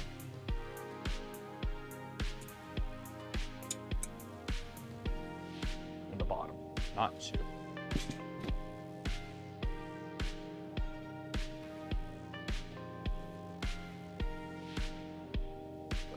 J-Row. It depends on the mix, but usually you do get better results if you, that's why, for those that don't know, you know how your first pancake sucks? Usually, you know, you're cooking pancakes, so you make up a big bowl of the batter, and you pour your first pan of pancakes, and you cook them, and they come off, and then you make the second ones, and they always come out much better.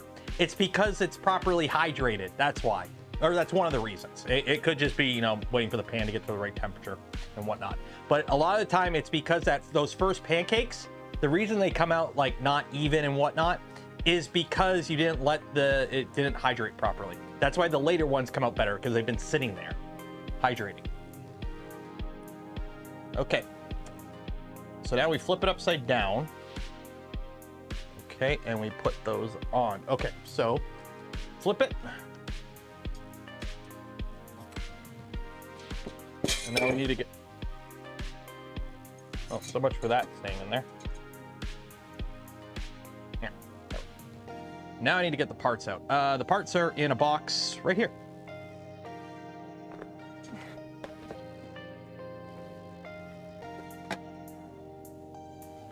Came for the printer, stayed for the cooking tips. I'm waiting on the day I get a, what's the Good Foods or whatever? What's the company that does the prepackaged food? I'm waiting for the day I get a sponsorship from one of them. I had one, I got an offer once, but I didn't notice I got the offer because I got it like through Stream Elements until like the last day of it. We are going to do a cooking stream at some point. Okay, so these are the upside down assembly. Okay, and I need the left front drive lower part and right front drive lower part. Okay, so right front drive, left front drive. I'm assuming the lower parts are on the top. There's the rest. How do I know which one's which? I'm assuming. Okay, this is the right. That's the left. So. Okay, so let's do this. So this is the left one. Oh, this is how you tell. Okay, there's a countersunk hole there. Okay, yeah, those are countersunk there, so that means on this one, probably won't be. Oh, it is countersunk too. Shoot. Okay, so which one's which? Okay, I'm assuming it's the bottom one. This is a little countersink. This is a bigger one. Yeah, I'm assuming it's the bottom part. Okay. And this is the right. Okay, so the right goes on here. Okay, so that goes there, and this attaches with M512s. Okay.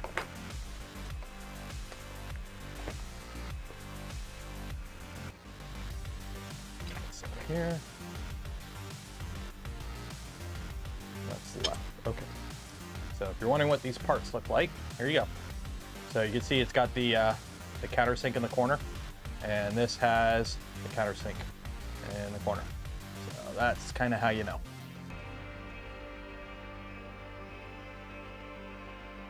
Be nice if they like laser engraved them or something, like an actual like letter or something to ensure that you're putting the right one on. But I could see why it's not done. That is a bit of an extra step. M512s, which are these guys. Is it too much to ask the laser? I mean, I have a laser. I could laser it, but I'm not going to.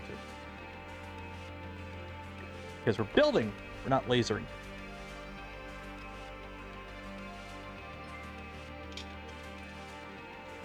Mike, gifted 5 community memberships. Cheers and appreciate it, Mike. Thank you.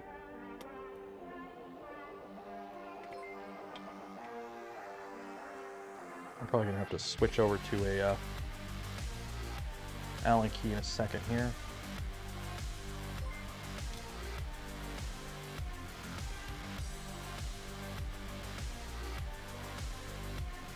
And I'm assuming you slide it right up against the front.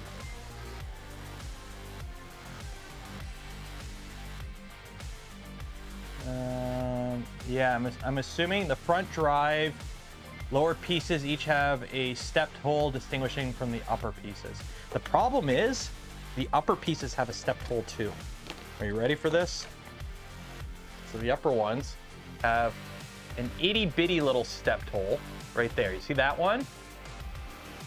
But then the lower ones have a much bigger one. So I'm assuming the bigger one is what they're referring to.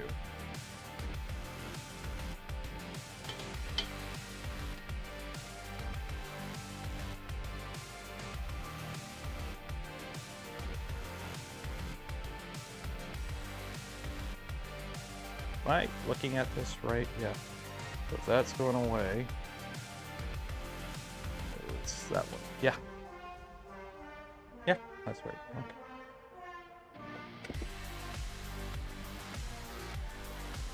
All the gift memberships. It's good. I think we got a lot of first-time chatters in here today, too. I'm seeing a lot of white names in chat. So, if you're new here, make sure you subscribe to the channel, because your name pops up in the bottom of the screen. So, for those that want that dopamine monkey brain response going, ooh, bigger number, my name's on screen.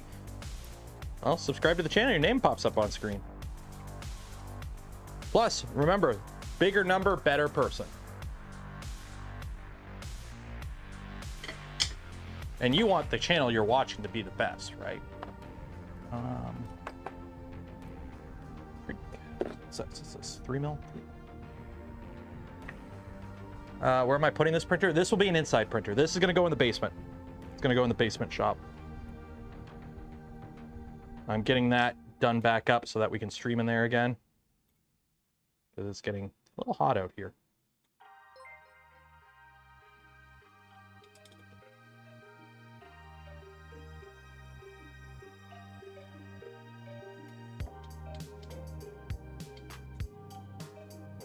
And if you're wondering, the giveaway for the polymaker filament will be at 11 p.m.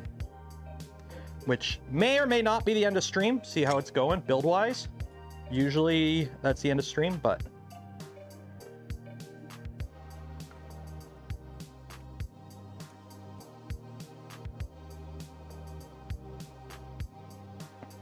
how hot is it? 34.4 degrees Celsius right now.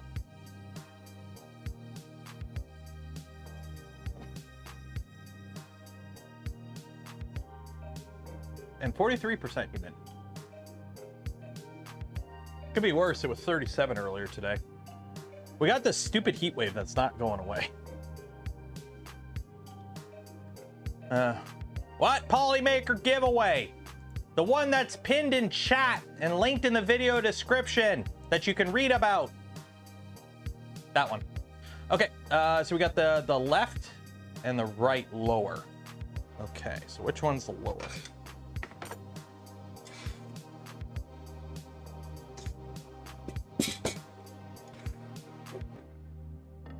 It's not rocking, so we're good. Okay. So, the right one goes like that.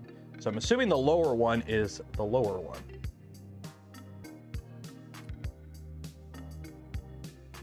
Yeah. How do I get this apart? No, it just comes apart. Okay. So that's the right drive. And this is the left drive.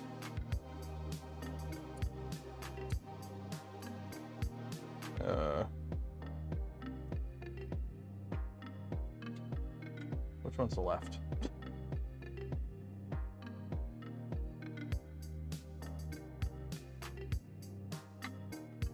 Yeah, this is the left. Does it go this way? Or just go... Which way does this go? I think it's this way. Yeah, this makes sense. I mean, if they were smart, they would make these the same, which I think they are. Yeah.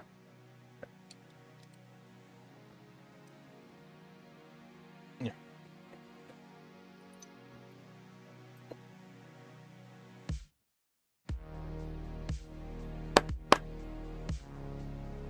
Doesn't want to move. What's going on here?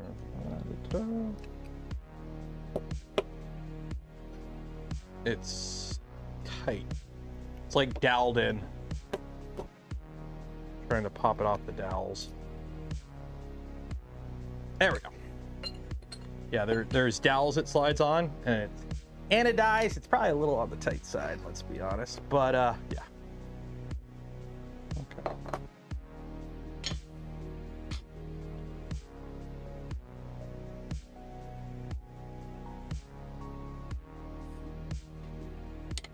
Okay, so this one goes like that. Wait, is this? Yeah, that's right. This is the right one. Yeah, this is the right one. Okay, and then what is that? M5 12s. Gonna do an what is that? Can you do a TLDR of the all-wheel drive speed? So Core XY works by having 2 motors and a long belt path. The problem is the longer your belt path is, the more issues you run into. It kind of caps your speed because it gets a little springy. Also, tensioning and keeping consistent tension is kind of a problem.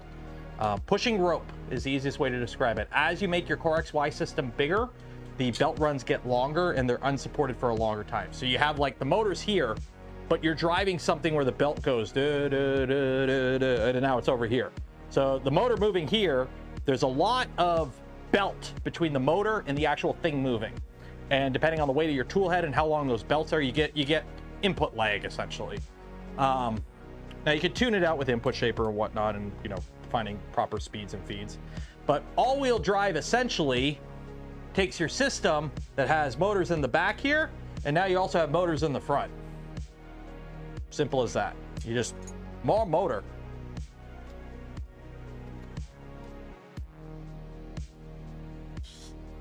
So it's not just about going insanely fast. It's me grabbing the wrong thing here. Shit, I grabbed the wrong part. It's not just going fast. It's also having more consistent, reliable results. Okay.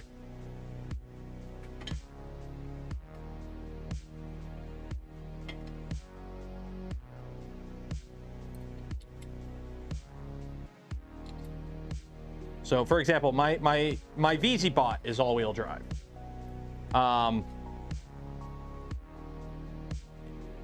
It makes more sense the bigger you go, put it that way. On a 300, it's, in my opinion, a little overkill. I mean, we're gonna do it anyways, because that's what the kit comes with. But it makes more sense on the bigger builds. It basically allows you to go a little bit faster and get better results and take less of a performance hit that Core XY normally takes when you go big. Core XY's downside is big. Core XY doesn't scale well large, essentially.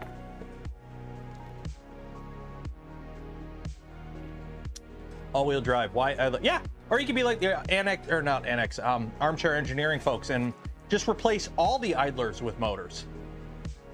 You don't have to worry about blowing a bearing, right? Okay. We've done that. This is the... Which extrusion is this? D extrusion. Which one's the D? The second shortest one. Okay, so... this one. Okay.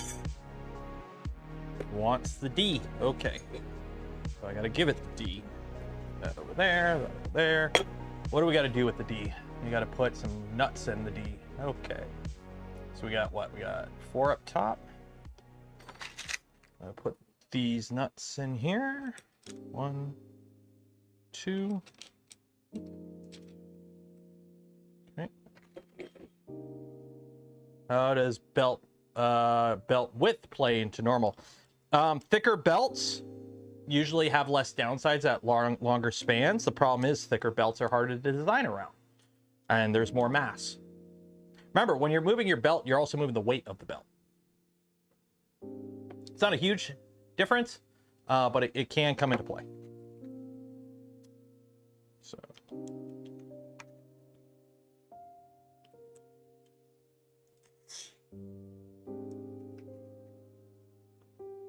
This one.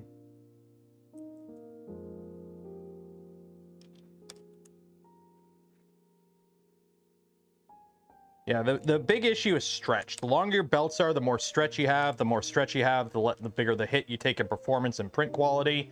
There are ways around that. You either go to thicker belts, but thicker belts, for example, a Voron isn't designed to work with 9mm belts. It's kind of hard to fit two 9mm belts and bearing stacks and everything in the width of a 20mm extrusion. That's the reason we use 6mm belts. It's so you can have them double stacked, but it's not thicker than the extrusion, and it makes the whole, it makes the width of it all work. There are mods, obviously, that are out there where you can do 9mm. Is this, I don't even know if, is this a 9mm belt kit? I don't even know. I haven't even looked. Siboor, Trident all-wheel drive kit. I have no idea if this is a 6mm belt kit or a 9mm. I have no idea. I'm thinking it's 9, but I don't know for sure. That looks like 9. Yeah, one of the easiest way to tell is that the belts run above and below the motors.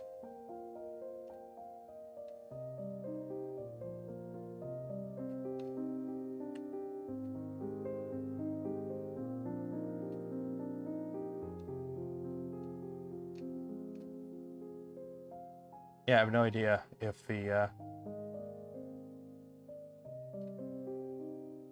you also do lose a little bit of print volume. It's a 9mm kit. There you go. Okay. Comes with an 88-watt heater. There you go. Okay. Either way. Okay, so we got that done. And then that goes there. So let's see. So this is upside down still.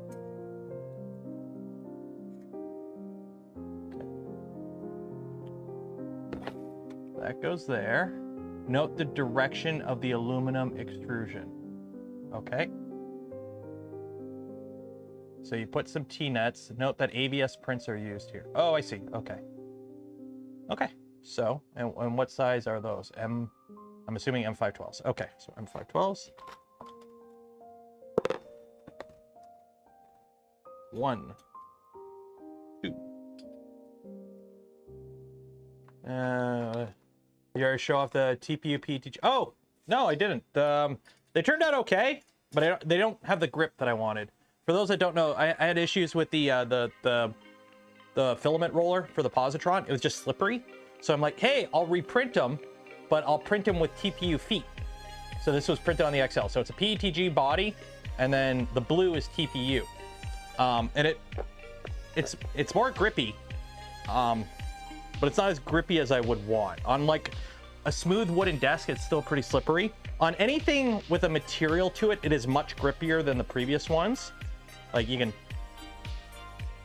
now it's not squeaking. It was squeaking.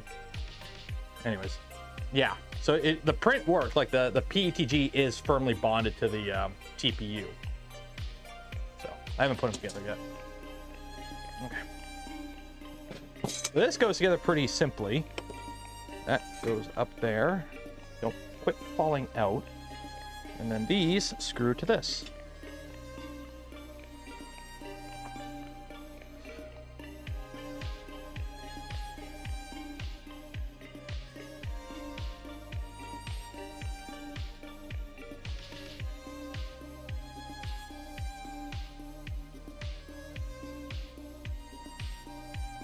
Can't see. There we go.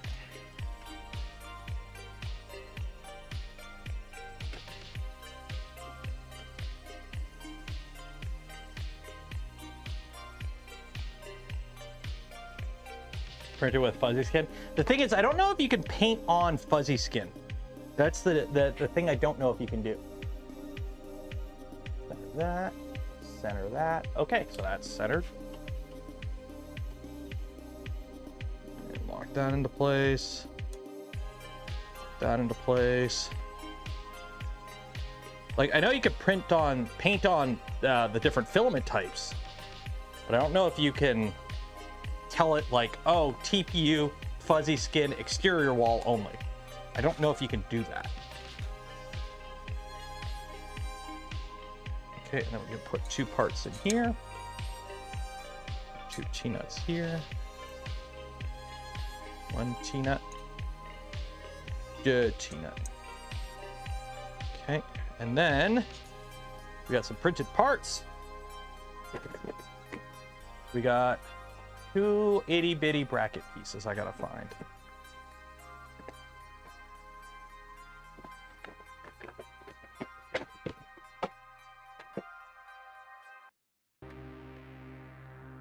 I don't know where these parts are on this.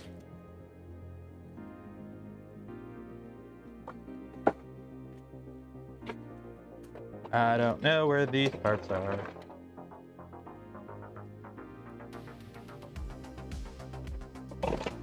Wait. Oh, got 1, got 2, found them.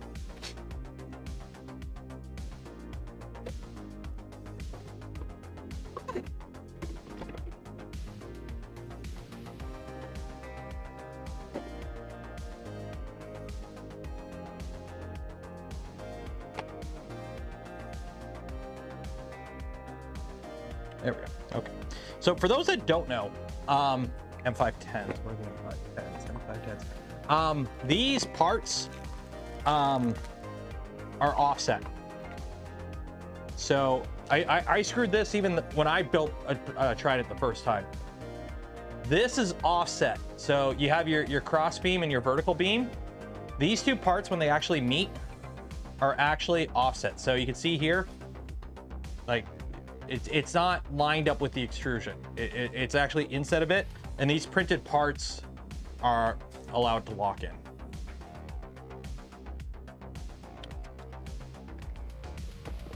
The quality of the printed parts, they are quality enough.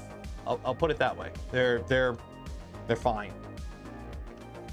I'm sure there are better printed parts out there, but in terms of usable parts for a printer kit, these are plenty usable. They look fine. I don't know how good the actual long-term quality is of them once they're in the machine. They're ABS. Layer stacking looks good. Overhangs look good. They're not warped. They look fine. But I can't really give you like a full-on critique because I'm not Doc. And I'm not like digging through all these right now to like inspect them all. So. And that's because Siboor has had quality issues. Well, what I'm hoping is that since this kit is a CNC parts kit, most of these parts are non-mission critical parts, so they don't really matter as much. Put it that way. They're like, yeah, as long as they kind of hold, you know, this part together, we're good. Or like electronics mounts.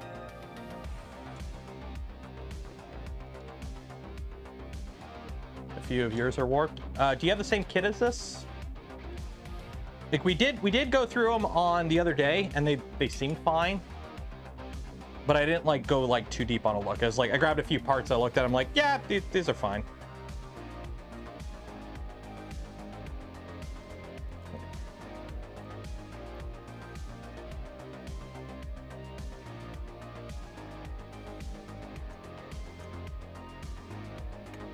I did actually try breaking one of the parts yesterday. It was pretty okay.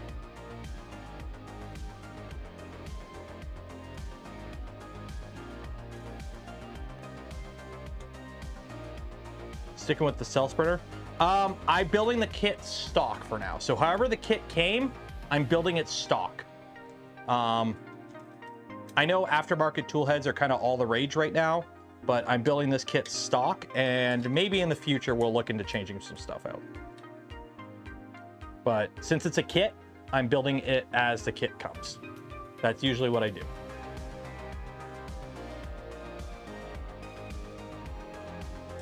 Go. Let's see. Either my Allen key is funky or some of these screws are funky. There we go. It is hot in here.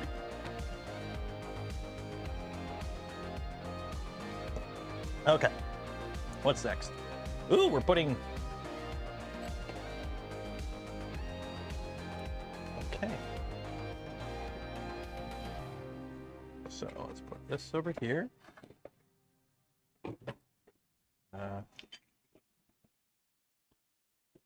Here. Rails.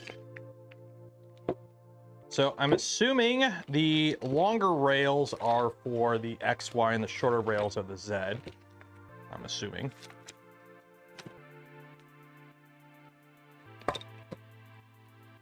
I have scissors at least. I gotta remember to grab my, next time I go inside, remind me to grab my knife.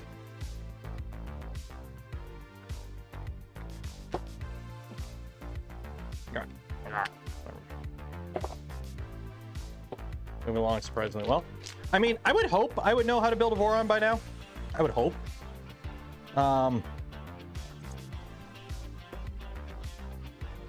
This is the 58th time we've built a Voron on this channel. We're becoming increasingly efficient at it. Okay, so this holds on. We've got some little rubber stoppers. Okay, centered rail against the guide. And then we got those little printed parts. Okay, let's grease this up. Where can you buy Nero treats? I could buy Nero treats. Just donate to the channel and I'll buy my own food. But in terms of, if you want the special Nero treats, they come in the little baggies when you buy bearings. This is how you get the Nero treats.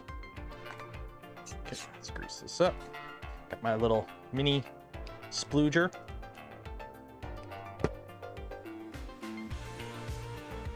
There we go. And wet wipes, because I'm all out of paper towels. I had to steal my garage paper towels to bring them inside because I'm all out of paper towels inside. Gotta hit them. Gotta hit up the Costco.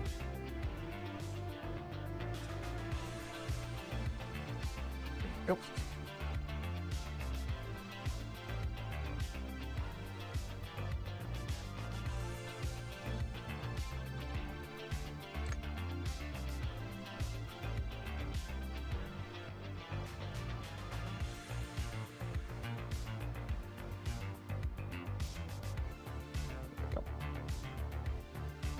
Okay, so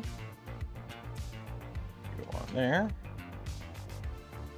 and now I need to find those little tools. Hopefully they include them in here.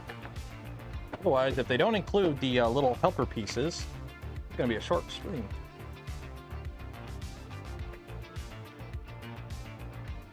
They come pre-oiled, but they don't come pre-greased. Usually, how am I gonna word this?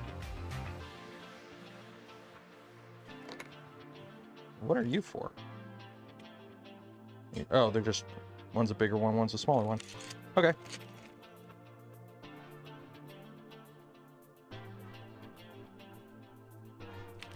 Why are there two different designs of these? There's two different designs of these. There's a bigger one and a smaller one. Okay. What was I talking about? I don't know what I was talking about.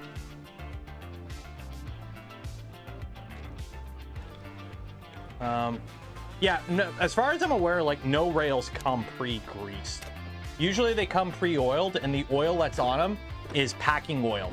It's basically, it's like Cosmoline. It's to prevent them from rusting while in storage, but it's actually not like a lubricant. It's not like, it wouldn't count as a lubricant.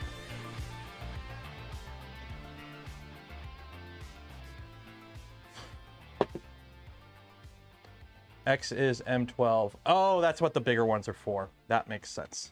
That's probably what this big chunky boy is for then. So let me grab these, because there's probably one. So there's the 3 Zs. Yeah, there's X and there's Y. Yeah, that's Y.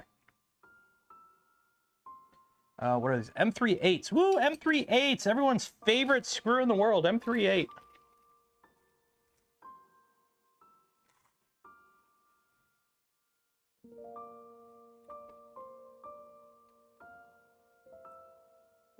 Where's my driver for this? Where's my driver for this? Where is my driver for this? Nope. Nope. Well, LTT it is.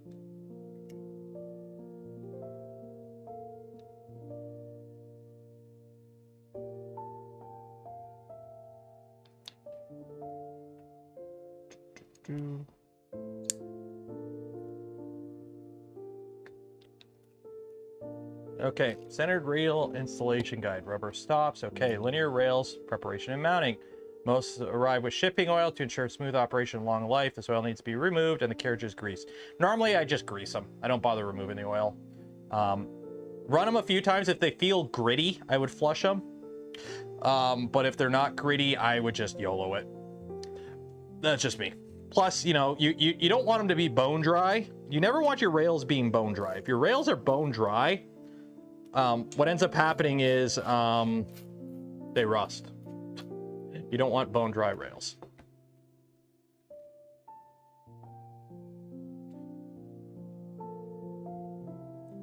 And it says put one in everyone, so I'm going to put one in everyone. Because that's what the manual tells me to do. And if the manual tells me to do that, by golly gee whiz willikers, I'm going to do what the manual tells me to do. Because what do I know? Right? Manual says jump, I jump. Manual says sit in a 35-degree garage and build a printer. I sit in a 35-degree garage and build a printer in front of 320 people. Hi everyone, make sure you like the smash button.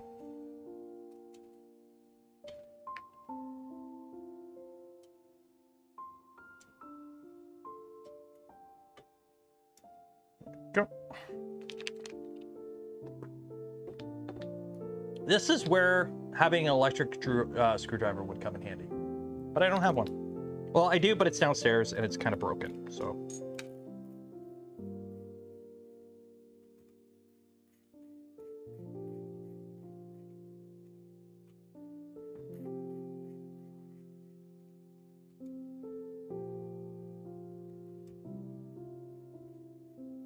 You know what? I am going to go get my electric screwdriver. I'll be back in 1 second. Sebas is in charge. I'll be back. I'm going to go get my electric screwdriver, if I can find it.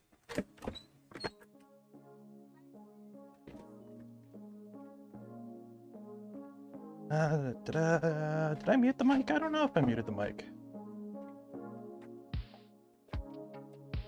Electric screwdriver.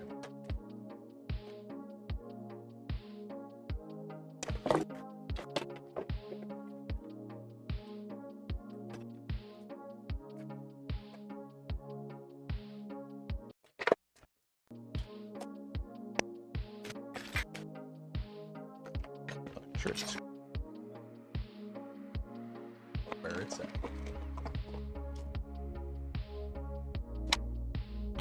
Nope. Nobody.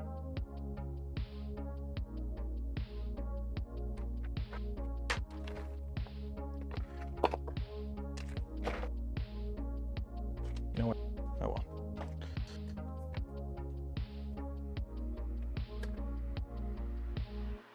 No idea.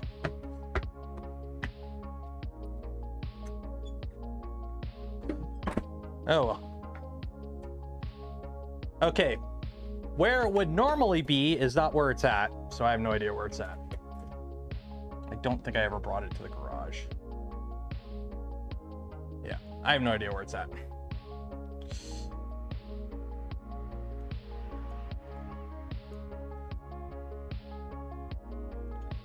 So instead, we do it the manual way. Yay. Super fun time adventures. Did I grab the knife? No! The knife's upstairs and I went downstairs.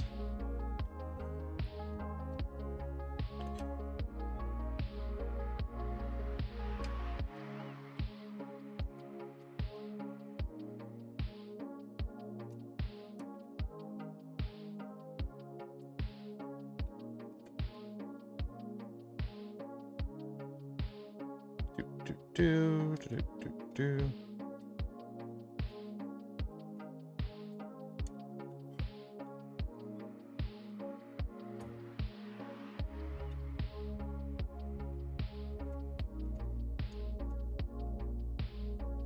And for those wondering, why am I putting in every screw? Normally you put in every other screw. Manual says put in every screw. Whenever I build a kit from a manual, I follow the manual. Also, pro tip, anytime you're putting a rail on, you hope the rail's flat. Wow, that's... There's... Not a huge fan of these. These printed guides are a little, Okay, well, let's kind of...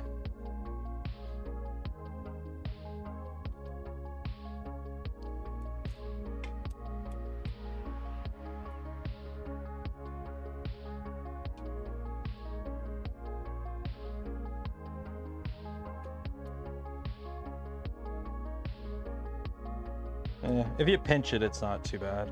Okay. You start in the middle. Start in the middle, work your way to the outside. Because if your rail's like kind of kink to it, there's like it's bowed or whatever. What could happen is if you like start on the outside and work your way to the middle, you kind of like, you put undue stress on it. You kind of want to either start on one side and work your way to the other side, or what I prefer is you start in the middle and work your way out. That way, if you do have a bow to it or something, you kind of work it out. This is more if you're installing like plates on plates. Like this is something from my mold making days where you're like screwing two plates together. And you know, they're 4 foot by 8 foot plates, and they might not be the flattest thing in the world because, you know, machine stresses and they're bowed or whatever. So you start in the middle and work your way out. That way, at least there's no like air pocket, or you didn't like, you know, as you know, you got a bow to it, and as you tighten it down, that middle part just does that. And then when you start heat cycling stuff, then you start getting problems.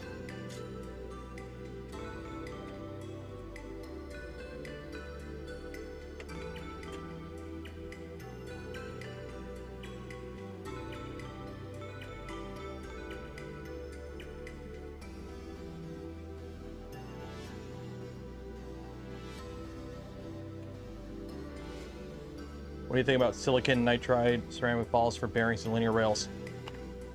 I mean, if you want. I've never bothered with it. Never really found a need to. It's...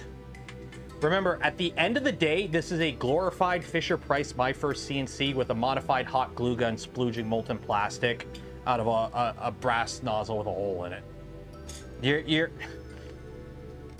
We're firmly in the era of diminishing returns with 3D printing, where you have to spend a lot to get a little bit more performance. I don't think swapping out like all the bearings from like, as long as your rails are good, you're good.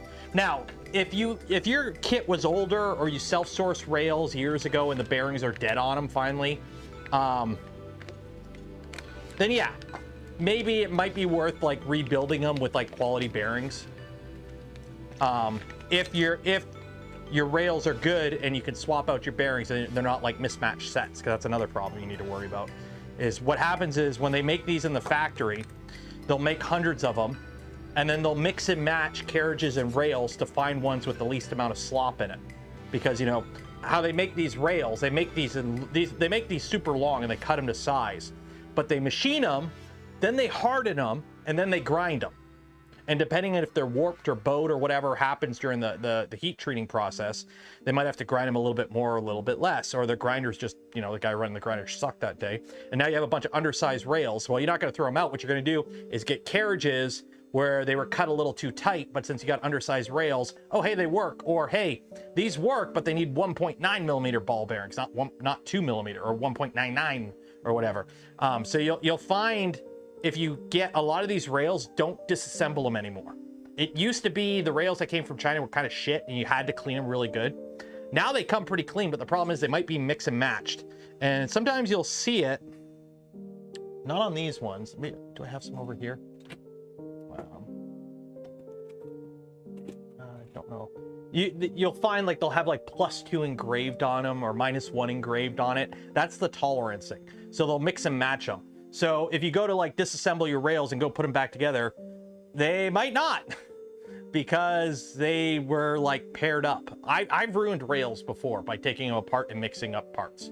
And then I had to spend like an entire afternoon trying to figure out which rails go with which carriages for the best thing. And then at the end of the day, you're still like kind of screwed because you have like 2 extra carriages that don't go in anything all of a sudden.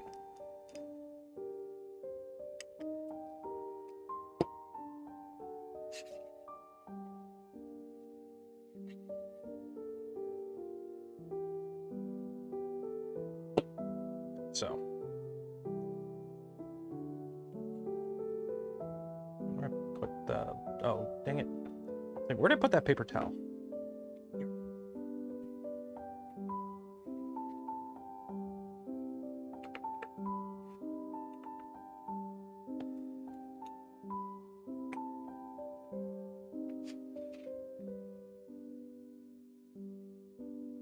Okay, now this goes on here. What lube is that? It's just white lithium grease. That's all I use. I use, it's an NLG 1.5, I believe. It's a little bit thicker, but I find it lasts a little bit longer. I don't like having to do maintenance on my machines. I'm lazy. So I usually go with a little bit of a thicker grease. It lasts longer. But since I'm not running my machines right at the ragged edge of performance, it's usually not an issue, at least for me. Can I not line this up?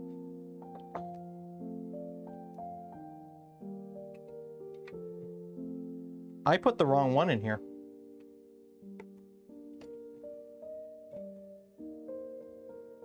They are different spacing.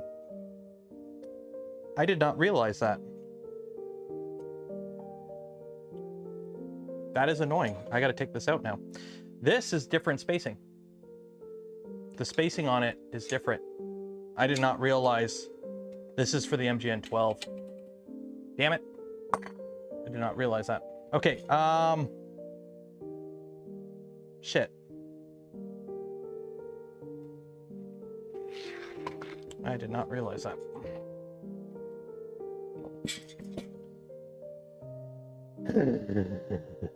Okay. Okay. Okay.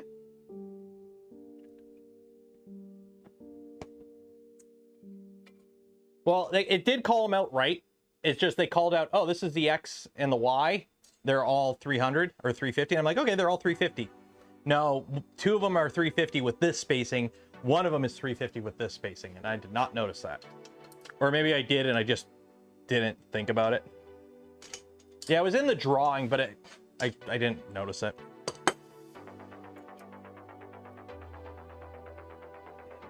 You know what? Let's do this. Ready? One second.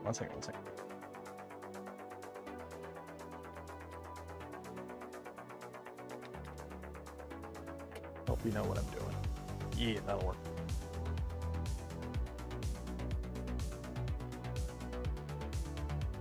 There we go.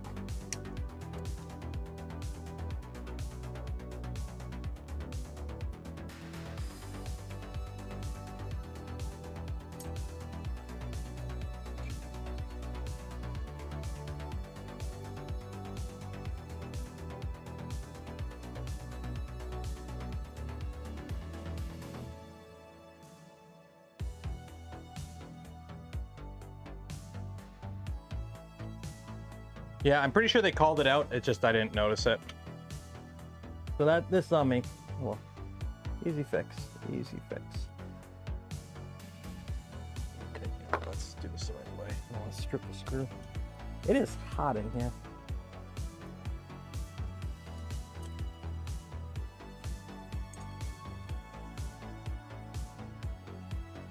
There's a carbon fiber rail. Where's the carbon fiber rail at? Honestly, I'm not a huge fan of carbon fiber rails. Not my thing. I don't know.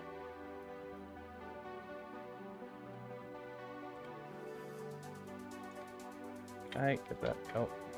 Out. I take these off. Dang it, I can take the bottom one off. Oh wait, no, I can do this. Aha! You get out of your hole. Oh wait, I got T-nuts I gotta get out. Which I gotta take this out at the end. Take you out.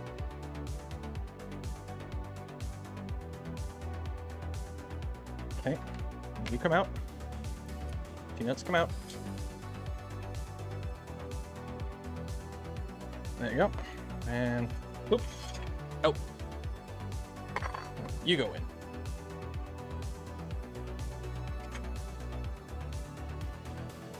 Go back in.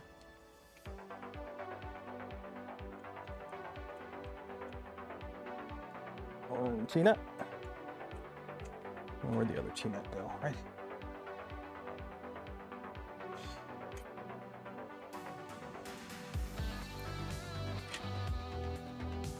Yar.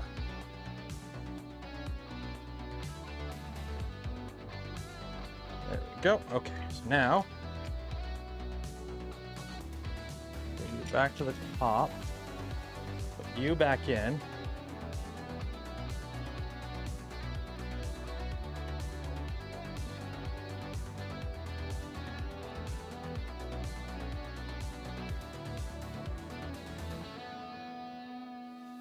Okay, and then you go back in there. Aha. And I was smart and I scribed where they went. So I don't have to take out that back piece to line everything up. So I put a scribe line to line the extrusion up on the scribe. So that way,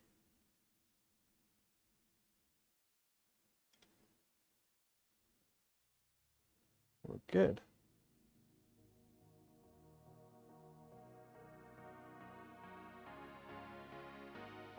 There we go. Haha. Carbon fiber is the x-axis. I haven't seen it in here though. I gotta dig for it. Fill them with concrete. Filling these extrusions, there's not enough mass to, unless you are filling these extrusions with like neutron star residue. I don't think you're gonna get enough weight in these extrusions to make any difference. Like on the Milo, it makes sense because the Milo has some voids and cavities where you can fill it with some sand or whatever, lead shot or whatever. Might go cut open a few shotgun shells for some lead shot, for example. But these extrusions, there is nowhere near enough anything to fit anything in here. You're not filling them up.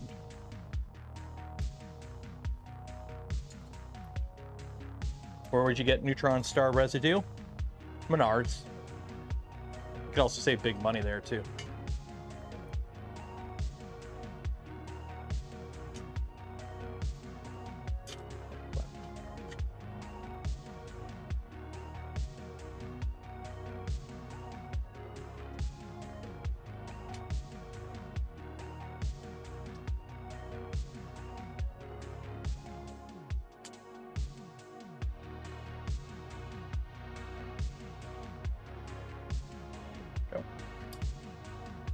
Okay, so I've undone my goof. Go. Okay, now I can put this back over. Put these ones back in.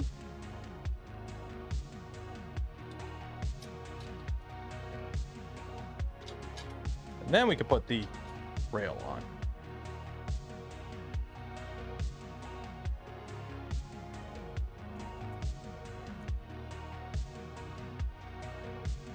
How does Menards?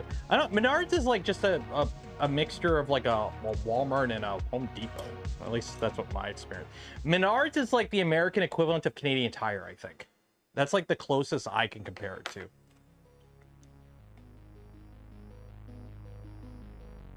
Ace Hardware, yeah, it's like that kind of store.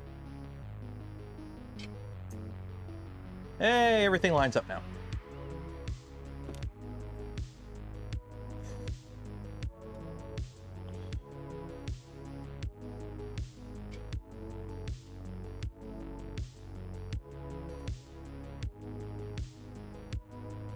Okay. Tire has a lumberyard. Some of them do. The more rural ones do.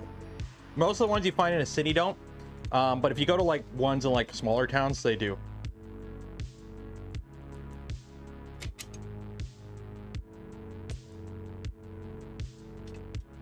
Any tips for moving a Trident to a new home? Put it in your car and drive. You're gonna obviously, like, what I would do is drop your bed to the bottom, zip tie stuff in place so that, you know, it doesn't move around. Like, drop your bed to the bottom, so Z negative China, go right to the bottom. Put your gantry all the way at the back, zip tie it together so it can't move. Basically, you want to lock everything in place so it doesn't move during transport. And depending on how your electronics are mounted, you may want to double check and make sure, like, you know, if you're like a traditional underneath compartment where the electronics are hanging down, a bump may cause it to like break off, so you may want to like flip the printer over or put some foam or something. It depends. But yeah, basically you want to lock stuff in position. Like if you're just going down the street, you know, I've brought printers places where I just grabbed the printer and threw it in the trunk with a bungee cord to keep it from rolling around, and that was it. But if you're like throwing in the back of a moving van, oh, you might be wanting to do a bit more. Or just get a positron. It comes in its own shipping container. Remove the bed. Yeah, depending on the printer and how heavy the bed is, you may want to just straight up remove the bed, because the last thing you want is that bed getting loose and going on an adventure. Ask Steve what happens when that happens. What grease gun is that? It's just called a mini grease gun. I don't know exactly what it's called, but it's if you Amazon search a mini grease gun, it shows up.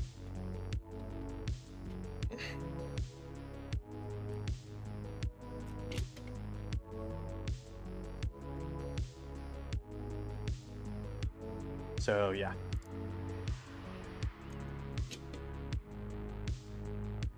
Printer, my main computer, and my main server will be. Yeah, so like move it like you would a computer. So, you know, put in the passenger seat, buckle it up.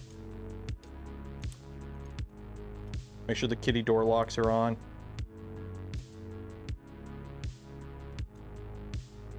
Can you see yours again? See my what? My positron, it's in a box.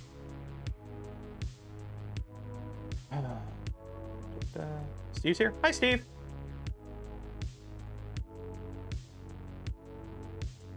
Yeah, we are building the Siboor all-wheel drive Trident kit.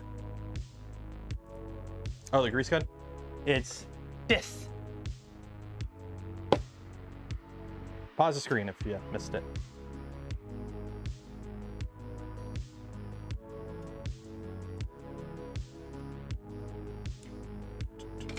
What time are we at?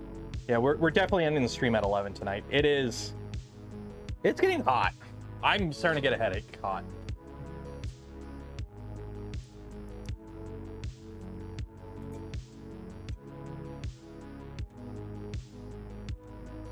Okay. Oh no! A little guide piece. I need you. Center that. Okay.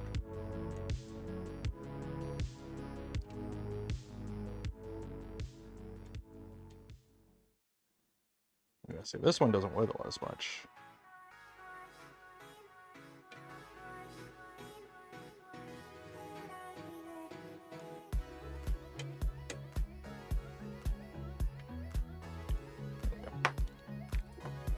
There 35-ish still? Yeah. The problem is the temperature goes down in the afternoon, but this garage is getting heated by all the heat that's in the attic space. So like right now, got my laser. The ceiling is 37 degrees. Yeah. 36. How hot am I? According to this, I'm 33.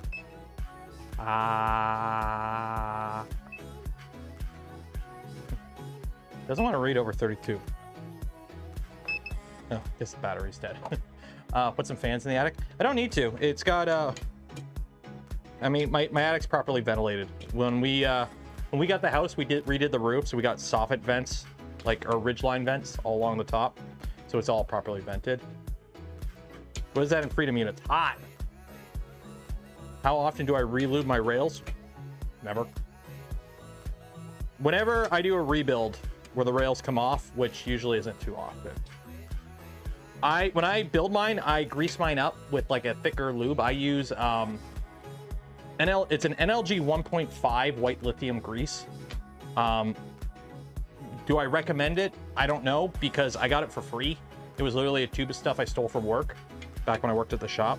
Or sorry, I borrowed it, but it was like a big old tube of the stuff. Actually, it's over here. 1 second. It is, well, that's all I got left. It's something HCPM 460.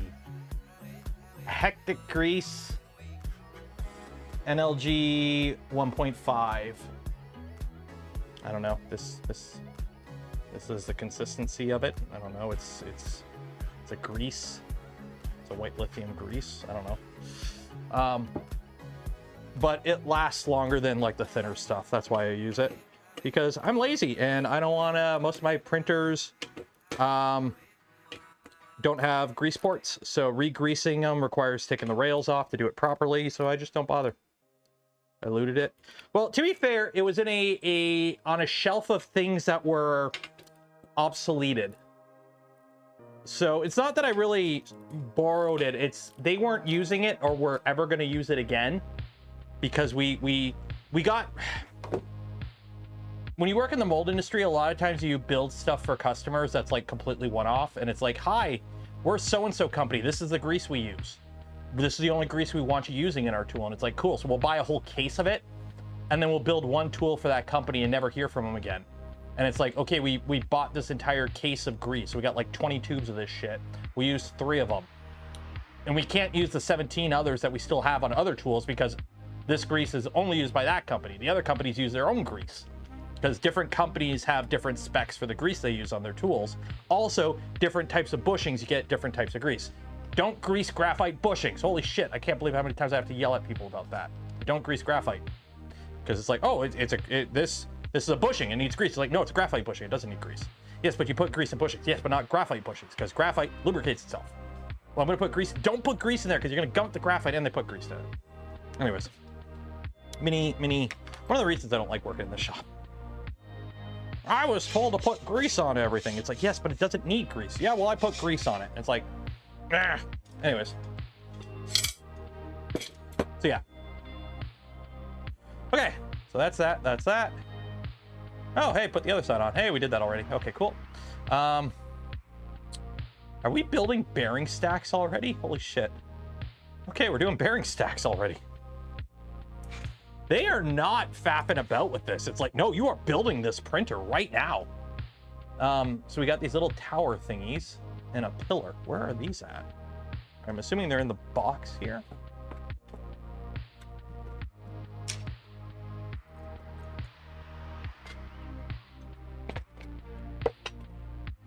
Okay, where are these at? So there's that. Nope, not there. Where are those pins at? So that's the eddy mount, XY joint, left, right, front drive, bearing seat. No. Oh, are these the pins? Oh, here we go. They give you this little piece that's labeled, but it's okay. Look at these. And then we got bearing stacks. Yeah, these are 9mm bearing stacks. Okay, so we got hollow pillars and bearing isolation pillars. Ooh. Ooh. Okay. Where are the bearings at? Are the bearings in here? No, the pulleys are in here, but not the bearings. Where are my bearings? Oh, no, maybe they are in here. Nope, these are the G35. Okay, where are my bearings at? We're 695 bearings. 695 bearings. You're not in here. Are you in here? No. They're probably in the other box, so I gotta...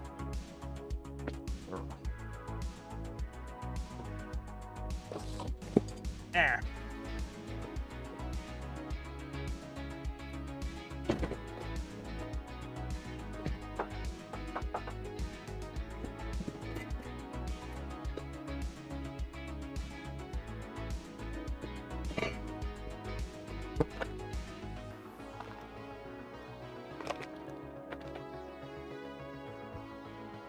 What is this? That's a little... Huh, it's a screwdriver. Okay. Bearings. Where are my bearings at? Yeah, it's 9mm belt. Hey, Allen keys. That's nice.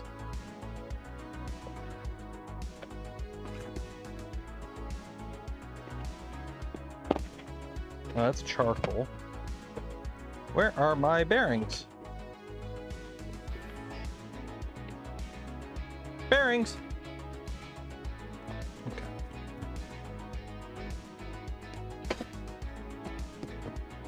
So, how does this go together?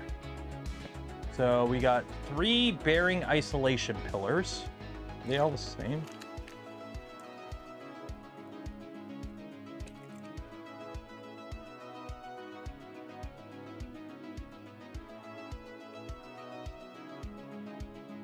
Okay, these ones are different.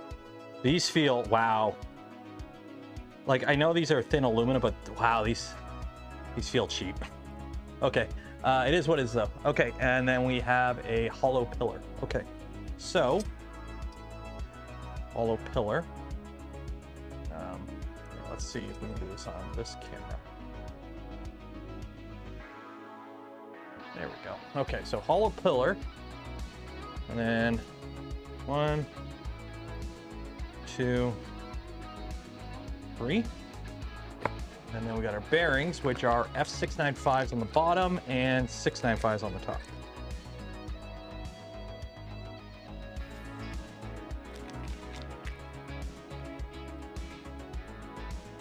Yeah, I've got 2 notched ones. They don't call out the notched ones yet, so I'm gonna leave those. Okay, so 1, 2, 3, and 3 695s in the middle.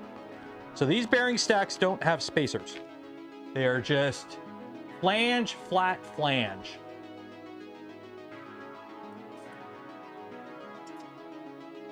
Because these are 9mm belts, so. Okay. And then that, and that. Okay. So that is that. And then we put the top part on. That is the left one, I believe. I'm assuming it's the left one. That goes on like that. And with 2 M512s.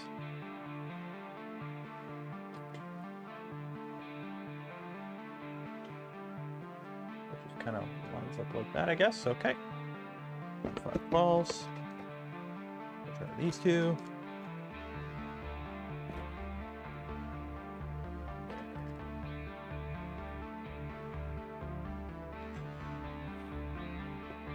And then I try and line up these.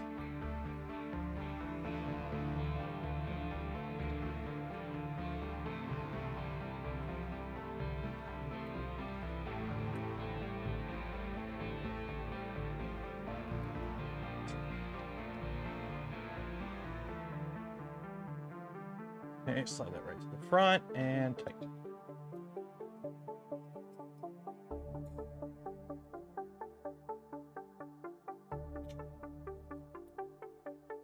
There we go.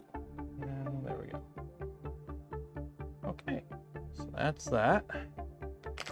Next is NEMA 17 with that on there. Okay, so we need a NEMA 17. I'm assuming these are all the same, so I'm just gonna grab one. We need a GT220.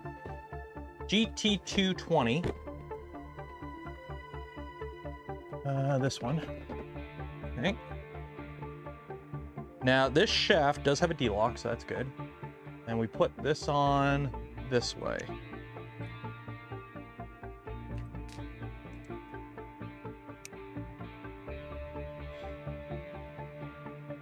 With a 4.5mm spacing, it looks like.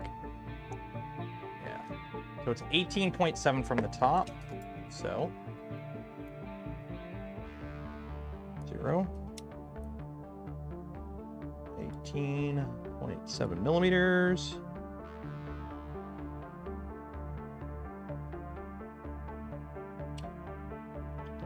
that in place. Oop, come on. There we go.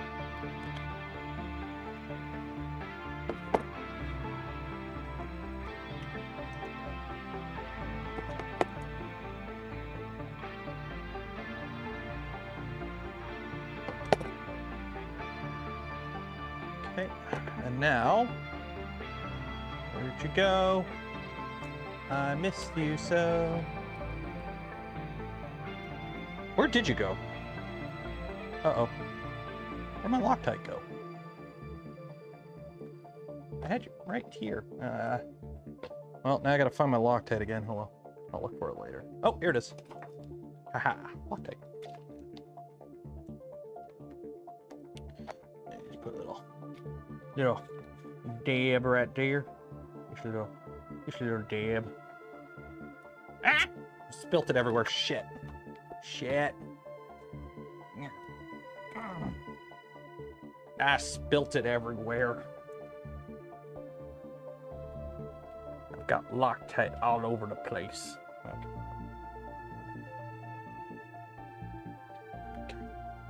Anywho. Okay. Lost the nail polish. No, I actually ran out of the nail polish. I used it all. So now I've got actual Loctite. Like actual, like proper, well, Vibrotite thread locker. I actually used up all the nail polish. I ran out of nail polish. That little $1 thing of nail polish that I bought freaking 5 years ago finally died, like, earlier this year. So,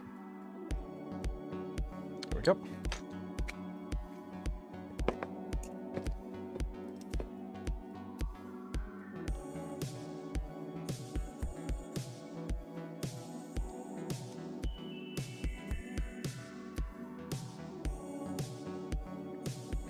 What was that, 4.5? Yep, good. Okay, so we got this. So now that goes from the top, cable on the inside. We have this bearing cup with a triangular notch is used in this instance. Okay, so with a triangular notch and then M345s. Okay, so this goes down from the top and it looks like that goes like that. Okay. Pay attention, so the cable exits on the inside. I need one of these spacers. So I need one of these with a notch on it, which is this guy. Okay, and then we need M345s. My M345s.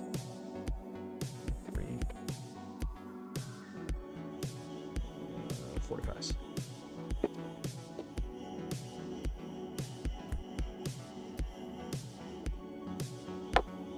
One, two, three, four. Okay. And then the notch is on the inside. Like that. And we use 4 screws. Really? 4 screws? Oh, okay.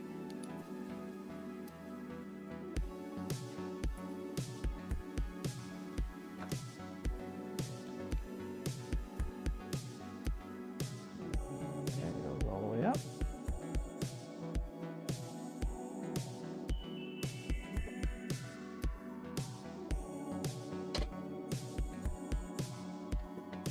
Come on.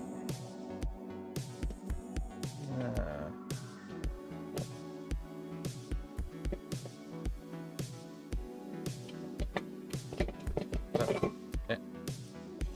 Wait 1 second here. Wow, that really doesn't want to go in there.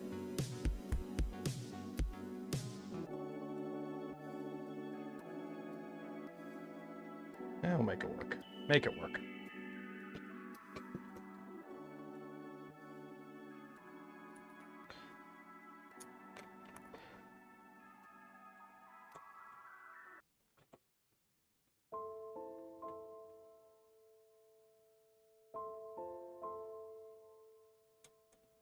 This really doesn't want to go in.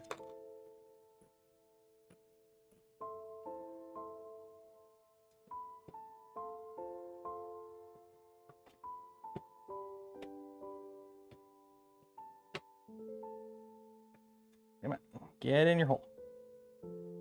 Nope, that doesn't want to go in. Why don't you want to go in? The notch is there.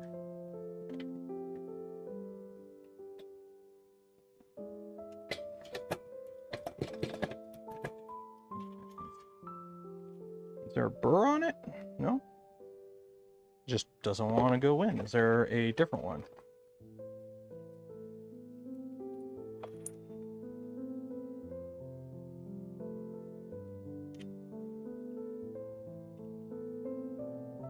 Just really doesn't want to go in. Yeah, one of the screws is short. One's an M335. There we go. Okay, well, that goes like that.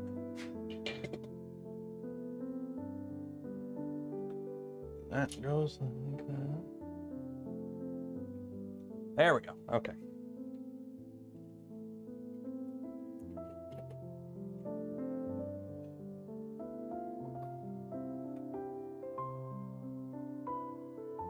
One.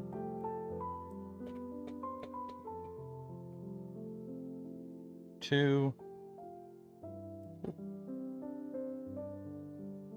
Some things should not be taken out of contents. I have no idea what you're talking about.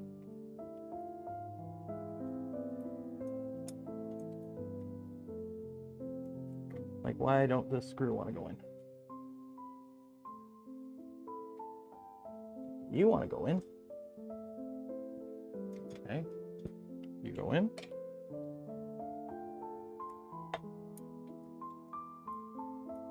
That screw doesn't want to go in. Why don't you want to go in? You go in.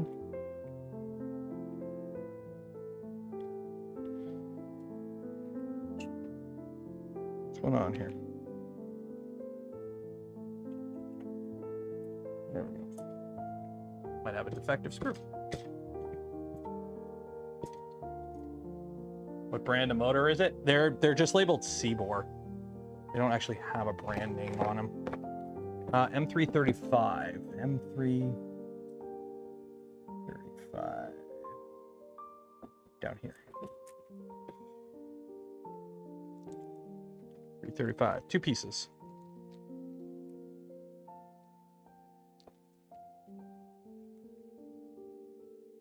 Assuming these are the M335s. We'll find out in a second.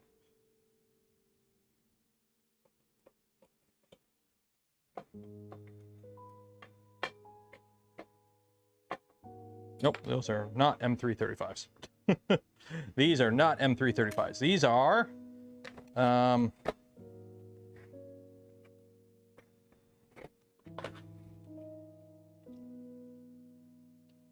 M330s.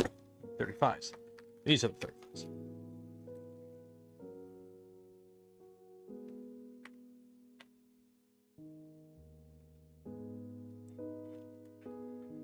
There we go. There we go. Okay.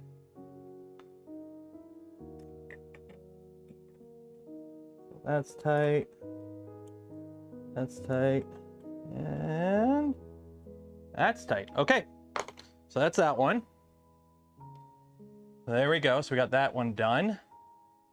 And now we do the same thing on the other side. Wow, who would have thought that? Did you see that coming, class? That we would do what we just did on the one side on the other side. I can't believe that that is how you do it.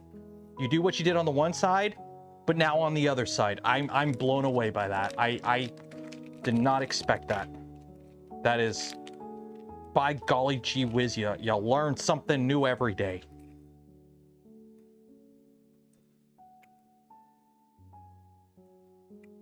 Okay. One. Dropped everything. There we go.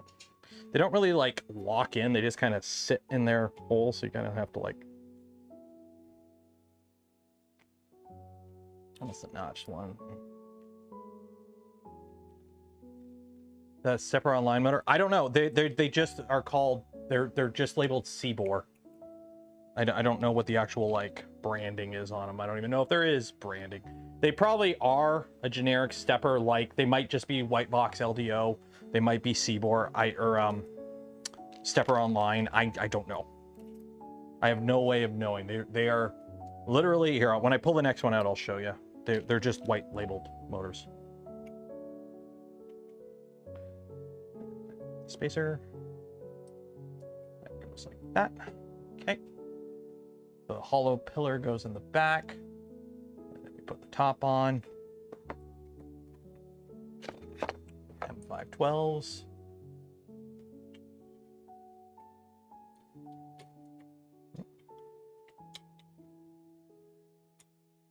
Go.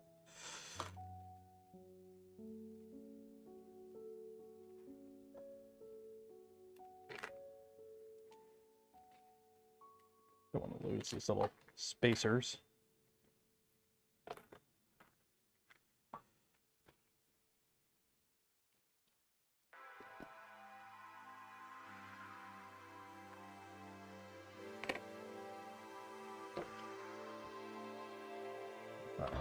Well, so these guys. Yeah, the music's just the backing tracks, chill music. I normally use stream beats as my music. Problem is I've been getting false copyright strikes for months now with it, and yeah, it's getting annoying, so I switched to backing tracks. The problem is there's not as much music, so I find I'm getting like hearing the same song multiple times on a stream. Kind of annoying, but it is what it is. Who's that? Who's that? Don't knock it! Gifted 5 community memberships. Cheers and appreciate it. Remember, the best way to help support the channel is gift memberships, because I get the same, like, for those that don't know, I get the same cut as if you just donate money. Like if you do a super chat, I get the same amount. If you super chat 25 bucks or gift 5 memberships, same, I get the same percentage. But when you gift memberships, 5 other people get memberships. So it's more betterer that way, because more people get stuff. And yes, I keep checking to see. At one point, you used to be able to gift memberships as a YouTuber. Like, I can gift memberships, and they gave it like 5 free. I can't do that. I think that was an American-only thing. Like, I keep looking to try and do it, but they don't allow it. So yeah. So if you want to know the stepper motor info, there you go. It's a Siboor. That's all I got for the stepper motor. Wayne gifted 5 community memberships. Cheers and appreciate it, Wayne. Party on, Wayne. Okay, so next we got GT 20-tooth pulley, and that is 11.4 millimeters from the top. Thunderstorms incoming. Woo! That was yesterday. We got a lot of rain yesterday. 11.4 millimeters. I just want the heat to go away. That's the part that's going to be annoying to me. It's like, there's a bunch of stuff I want to do outside, but I don't want to go outside and do it in this heat. It sucks. Yard work in the I don't know why, like my neighbors, I've got a neighbor, he's got a great front lawn. It's immaculate. But the amount of work he spends getting it to that state, I'm like, dude, first thing we did when we got the house, I ripped out all the landscaping that the previous owner had did in the front yard. You know what I have now? I have grass, 2 bushes that I don't got to do anything to, and rock. I don't even do mulch. Having to redo mulch every year is annoying to me. Like, nah, dog, I'll just, I'm good with my rock, my lava rock that doesn't do anything. You just leave it. How did I screw that up that much? No, that wasn't that much. 1.4 millimeters.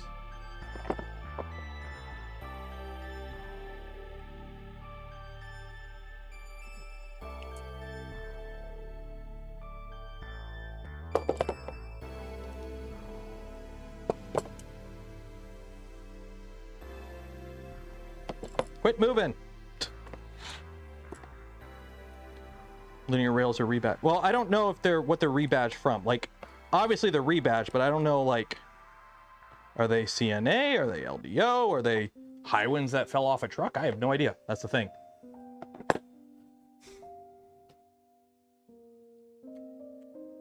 One of the shafts was shorter than the others. Mine all look the same.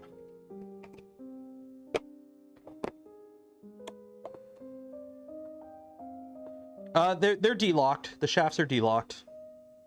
The shafts are de-locked.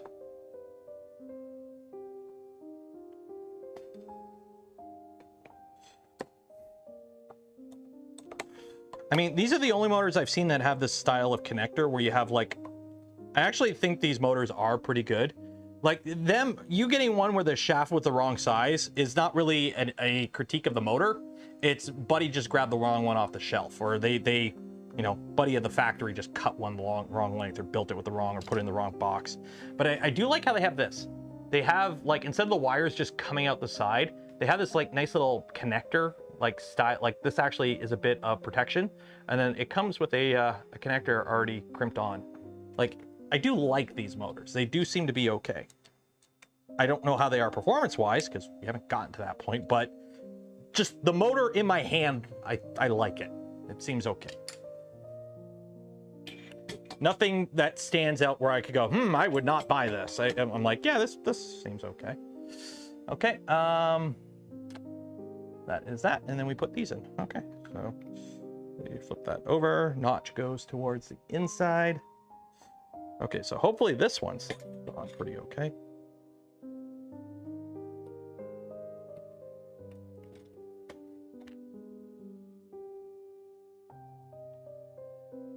Yeah, come on. There we go.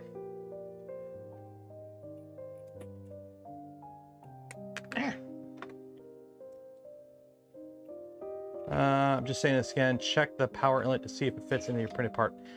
We'll get to that when I get to that.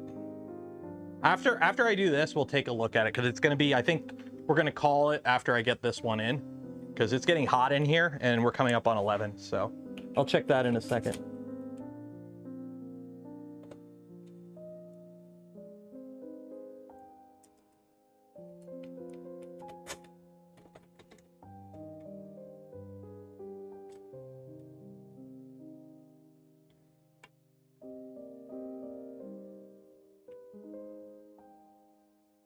Yeah, it is nice that these motors have, they're supported on both ends too. Like there's actually support, so you don't have to worry about the bending. That is kind of nice to see, I will say. Okay, 30. Oh, wait, where did I put that 35mm screw? Well, I'll just use this one. I left a 35 out and I put it away, and now I don't know where it is, but that's a future Taylor problem. Okay. So that is that. What are we at now? Yeah, the next is y-axis. Yeah. So the next part is that. So that is page 38. So I think this is a good spot to call it. So in 3 hours, we got the frame assembled, the rear extrusion in, the rear motor mounts, the bottom parts in. We've got the front motor mounts, because we don't have idlers. We don't have front idlers. Well, we do, but front motor mounts in, and the front motors in, and we got 2 of the rails in. So I think that's pretty good progress for today. These in here. This garbage. Hopefully that. I've been throwing all my plastic that way. There's a garbage there, but I don't know if I've actually been aiming in it at all, or if I just have a pile of stuff around it on the floor. I haven't looked yet. Okay.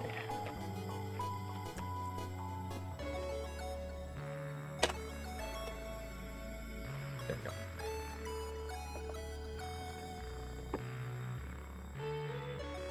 go. Okay. 35's coming with me. Oh, I've got a whole acro bin of Voron size, Voron spec components. I'm all good there. These go in this box, I think. Okay. So I think we're going to pause it there for the build. Yeah.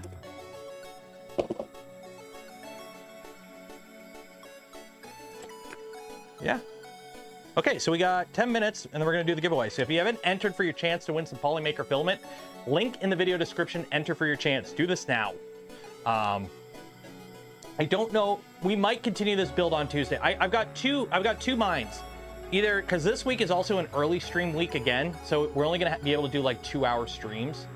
So either we do like a little bit on Tuesday. You know what? We'll just wait till next Saturday.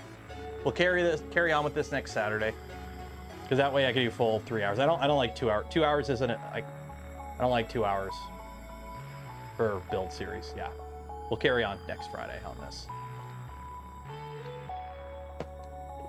It's hot in here. Okay, where are we at? Let's see. What can we yap about for 10 minutes?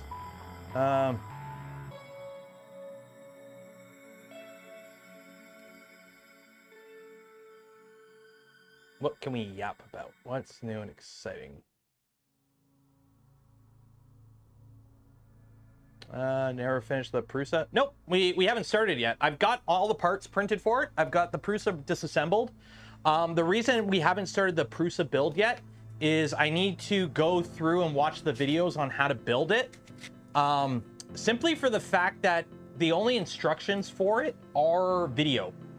And watching an instructional video while live streaming the build is super annoying. I'll be honest. I've done it a few times with certain things. It's super annoying. So what I'm gonna have to do is watch a few of those videos, and then so I know what I'm doing, and then we'll just reference the CAD and we'll just kind of free ball it essentially. So we're gonna. I want to start the Prusa build soon. I got to figure out a way to go about it to make it the most entertaining on stream, essentially. How about those local sports teams? Yes, about those local sports teams. Can you do stickers on the merch store? Yes, I gotta update the merch store. I've got the updated logo. I gotta fix the hats. That's why I haven't been pushing the new merch store yet. I gotta put stuff on it too. I haven't put any of the stickers on it yet or anything, so I gotta do all that still. Should be good for. I'm gonna try and do all that tomorrow. Tomorrow I don't have much going on. I gotta sit down. I've already been like this week. I did a bunch of business stuff for the channel. So framework, answer your emails, framework, please. I'm waiting on stuff before I go ahead, but I'm waiting on a reply from framework. Please answer your emails. Yeah. So, see that ludicrous display last night? Which one? I have no idea what you're talking about. I mean, last night I was. What did I do last? I watched Pay Money Wubby last night. I don't know. I mean, ludicrous display. There's a lot of. Let's be honest. With the current state of the world, that doesn't really narrow things down too much. There's what, like 3 or 4 ongoing regional conflicts, a bunch of politics in a bunch of countries, a bunch of protests in a bunch of countries. You have any idea how little that narrows it down?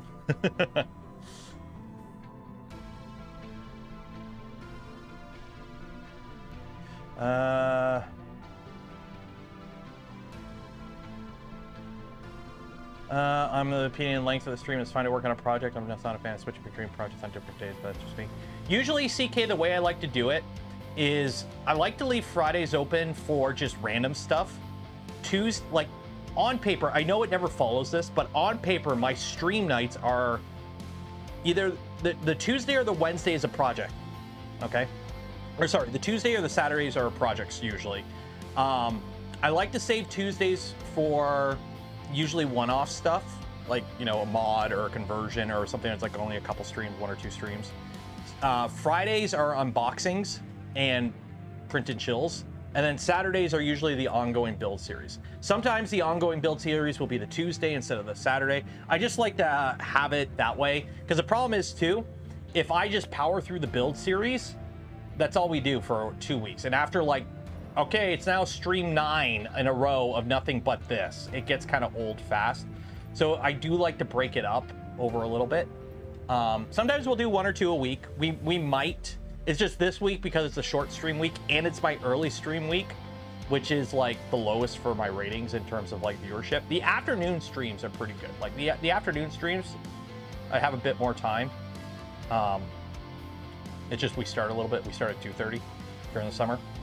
More people show up for that too. So names. So like the blinking lights on the XL toolhead. What? Are they blinking? Oh yeah, they are blinking. Store. I don't know. Is the store? I don't know if the store is updated. I think I updated the store link. I know the Stream Element spot is here, so store should work. PO box. Store should work. Or no, wait, it's merch. Merch. Exclamation mark merch. That's what it is, I believe. Yeah, it's merch. Did I update it with the new store? I did update it with the new store. It's just right now, some of the stuff, the only Benchies hat, you're probably okay. Don't get anything with the Canuck creator logo on it. Because I gotta go through and update it. See, this is what I mean. So, actually, this is a good question for you guys. See the hat? See how the hat has a seam down the middle? Would you rather the seam be centered on the maple leaf, or center the actual logo? Because Canuck is shorter than creator, so the whole logo, if you can kind of see on my hat, it's slightly off center, so that the maple leaf is centered. Would you rather the whole logo be centered or the maple leaf center? Also, all these got to be updated. I got a higher resolution logo of the Canuck. But if you notice on mine, see how the C there is kind of garbled? Yeah, I gotta fix that. Center of the maple leaf. Yeah, that's what I seen. That's center of the maple leaf. Kern the Canuck. Well, I didn't make the logo. There's Rose does the logos. But this stuff should be good. This stuff, like, I only got a couple things. I got to put all the problem is what happened was Stream Elements switched from their merch store to using Fourth Wall. And during the mitigation, you couldn't just like take your old store and move it over. So I have to go through and re-upload all the graphics. I have to go through and redesign all the shirts. And I just got to sit down for like an hour and go through all this to get all the old merch back on the new merch store. I did get one of these. Look, I did get a fancy shirt to wear at events. And I did order one of these shirts just to make sure it's good. It's inside the house. I'll wear it on stream on like Tuesday. I did order one of these just to make sure like the colors were good and whatnot. I think I got it. Yeah, Crimpin' Ain't Easy hat, and it's a trucker hat because I find it funny. So, but don't forget, you got 2 minutes. We're gonna be doing the giveaway in 2 minutes. So enter for your chance to win some filament. Link in the video description. Bottom text in bright green. Oh yeah, I purposely, totally not on purpose, have top text, bottom text, and have the most god-awful font and color scheme. I totally did not do this on purpose. I totally did not make my merch store look horrible on purpose because I find it funny. I totally did not. Anything cool on the XL? I played around with some dual color stuff, or dual material stuff. Honestly, I'll be honest, I want to be doing more out here in the garage, but it's too fucking hot. Every time I come out here to work on something, I'm out here for like 10 minutes, and I'm like, I'm out. That's one of the reasons I haven't finished the Helldiver's armor. I've got it all here. All I have to do is one final sanding pass, and then it's ready for paint. And the problem is, every time I come out here, I'm out here for 10 minutes, and I'm like, I don't want to be out here. And I can't do it inside. It's the same with the it's the T45 armor. Like, I want to go through and get this helmet done because I think it'll be really cool when it's done. It's just I don't want to be out here in the garage, and I think the it's finally supposed to not be stupid hot out here next week. So, like, there's a reason I wear black shirts on stream. Same reason Deadpool wears red. It's a little warm out here. Put it that way. Fire up the sprinkle. I do have a hose right there. I've emailed Mr. Cool. I haven't heard anything back yet. So, okay, let's do that giveaway. What are we at? We got 11? Yep, we're at 11. Okay. So if you did not enter for your chance to win some filament from Polymaker, you will have another chance on Tuesday.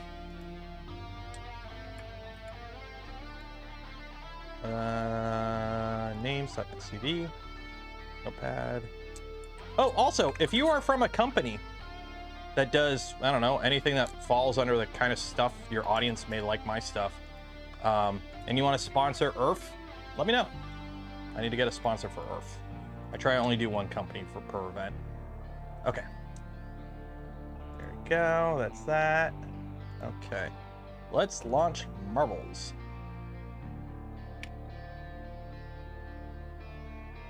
Any blood is black. No, I'm sweating. Okay.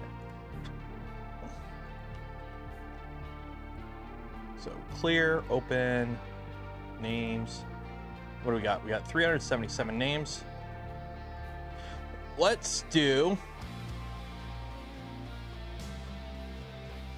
few will survive. Was it 377? Few will survive. Am I flying? I will be driving. Simply for the fact that it's like an 8-hour drive. The problem is, it's like, in reality, I only save about 3 or 4 hours because I have to get up and drive to the US or the Detroit airport. So I usually budget getting up like 3 hours, like leaving for my flight 3 hours before the flight, because I can get held up at the border. I can get held up at customs. I can get held up in construction in Detroit, because driving through Detroit, it's driving through Detroit. You've seen RoboCop. You know what it's like. And then, you know, security at Detroit airport and all that. So usually I budget, like I leave 3 hours before the flight, and it's like a 2.5 hour flight. Or I could just drive there in 8 hours. So I drive usually for 3D Printopia. I just drive. The last 2 years I've driven. So I just need basically, the cost is food, fuel, and a hotel. Also, it's nice because I can bring stuff. That's one of the reasons, like, I don't bring stuff to a lot of the Rep Rap Fest. That's why I don't have like a booth at any Rep Rap Fest. One, I don't want to be chained to a booth the entire event. Two, I fly, and when I travel, I pack light. So, okay.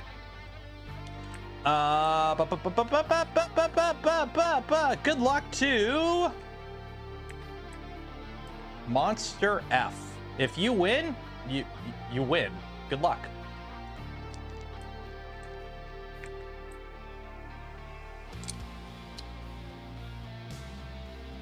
Plus, you know, if you fly, it's like what, $300-400 for a ticket, and then you got to rent a car, which is another $300-400.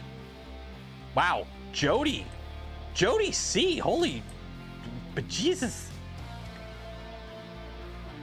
Jody C, don't overshoot it, don't overshoot it. Oh, well, I'll be damned, Jody C. How did you got way ahead? A lot of people are dying too. Jody C. Came in like a wrecking ball. You beat that faster than I could tell everyone to spam chat with something that doesn't do anything. Exclamation mark, make me go faster, makes me go faster or something, I don't know. Camera's cut off at the top, I know. Wait 1 second, there.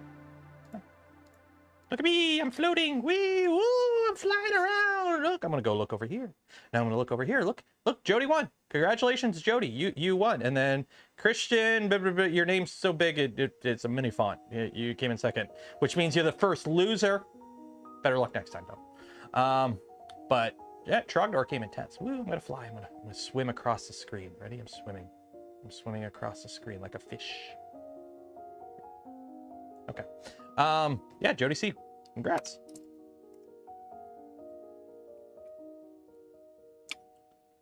Okay. Race menu and exit. Oh, yeah, and they're in chat too. Congrats. Everyone, golf claps in chat for Jody C. Find your information here. There we go. I'm gonna have to speak French in a Cajun accent now. Okay, there we go. Cool. That was a productive stream. So we'll carry on with this build on next Saturday. Unless something comes up. How's the build going? We got the frame together. It's square. We've got the X, the Y rails in. We've got the rear bottom motor mounts installed, and we got the front motor mounts installed because this is an all-wheel drive. So pretty productive 3 hours.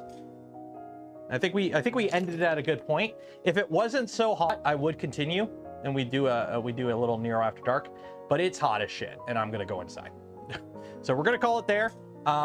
So again, shout out to Siboor for providing this kit for this build series. If you want to know more about it or get one yourself, there is a link in the description. It is not an affiliate link.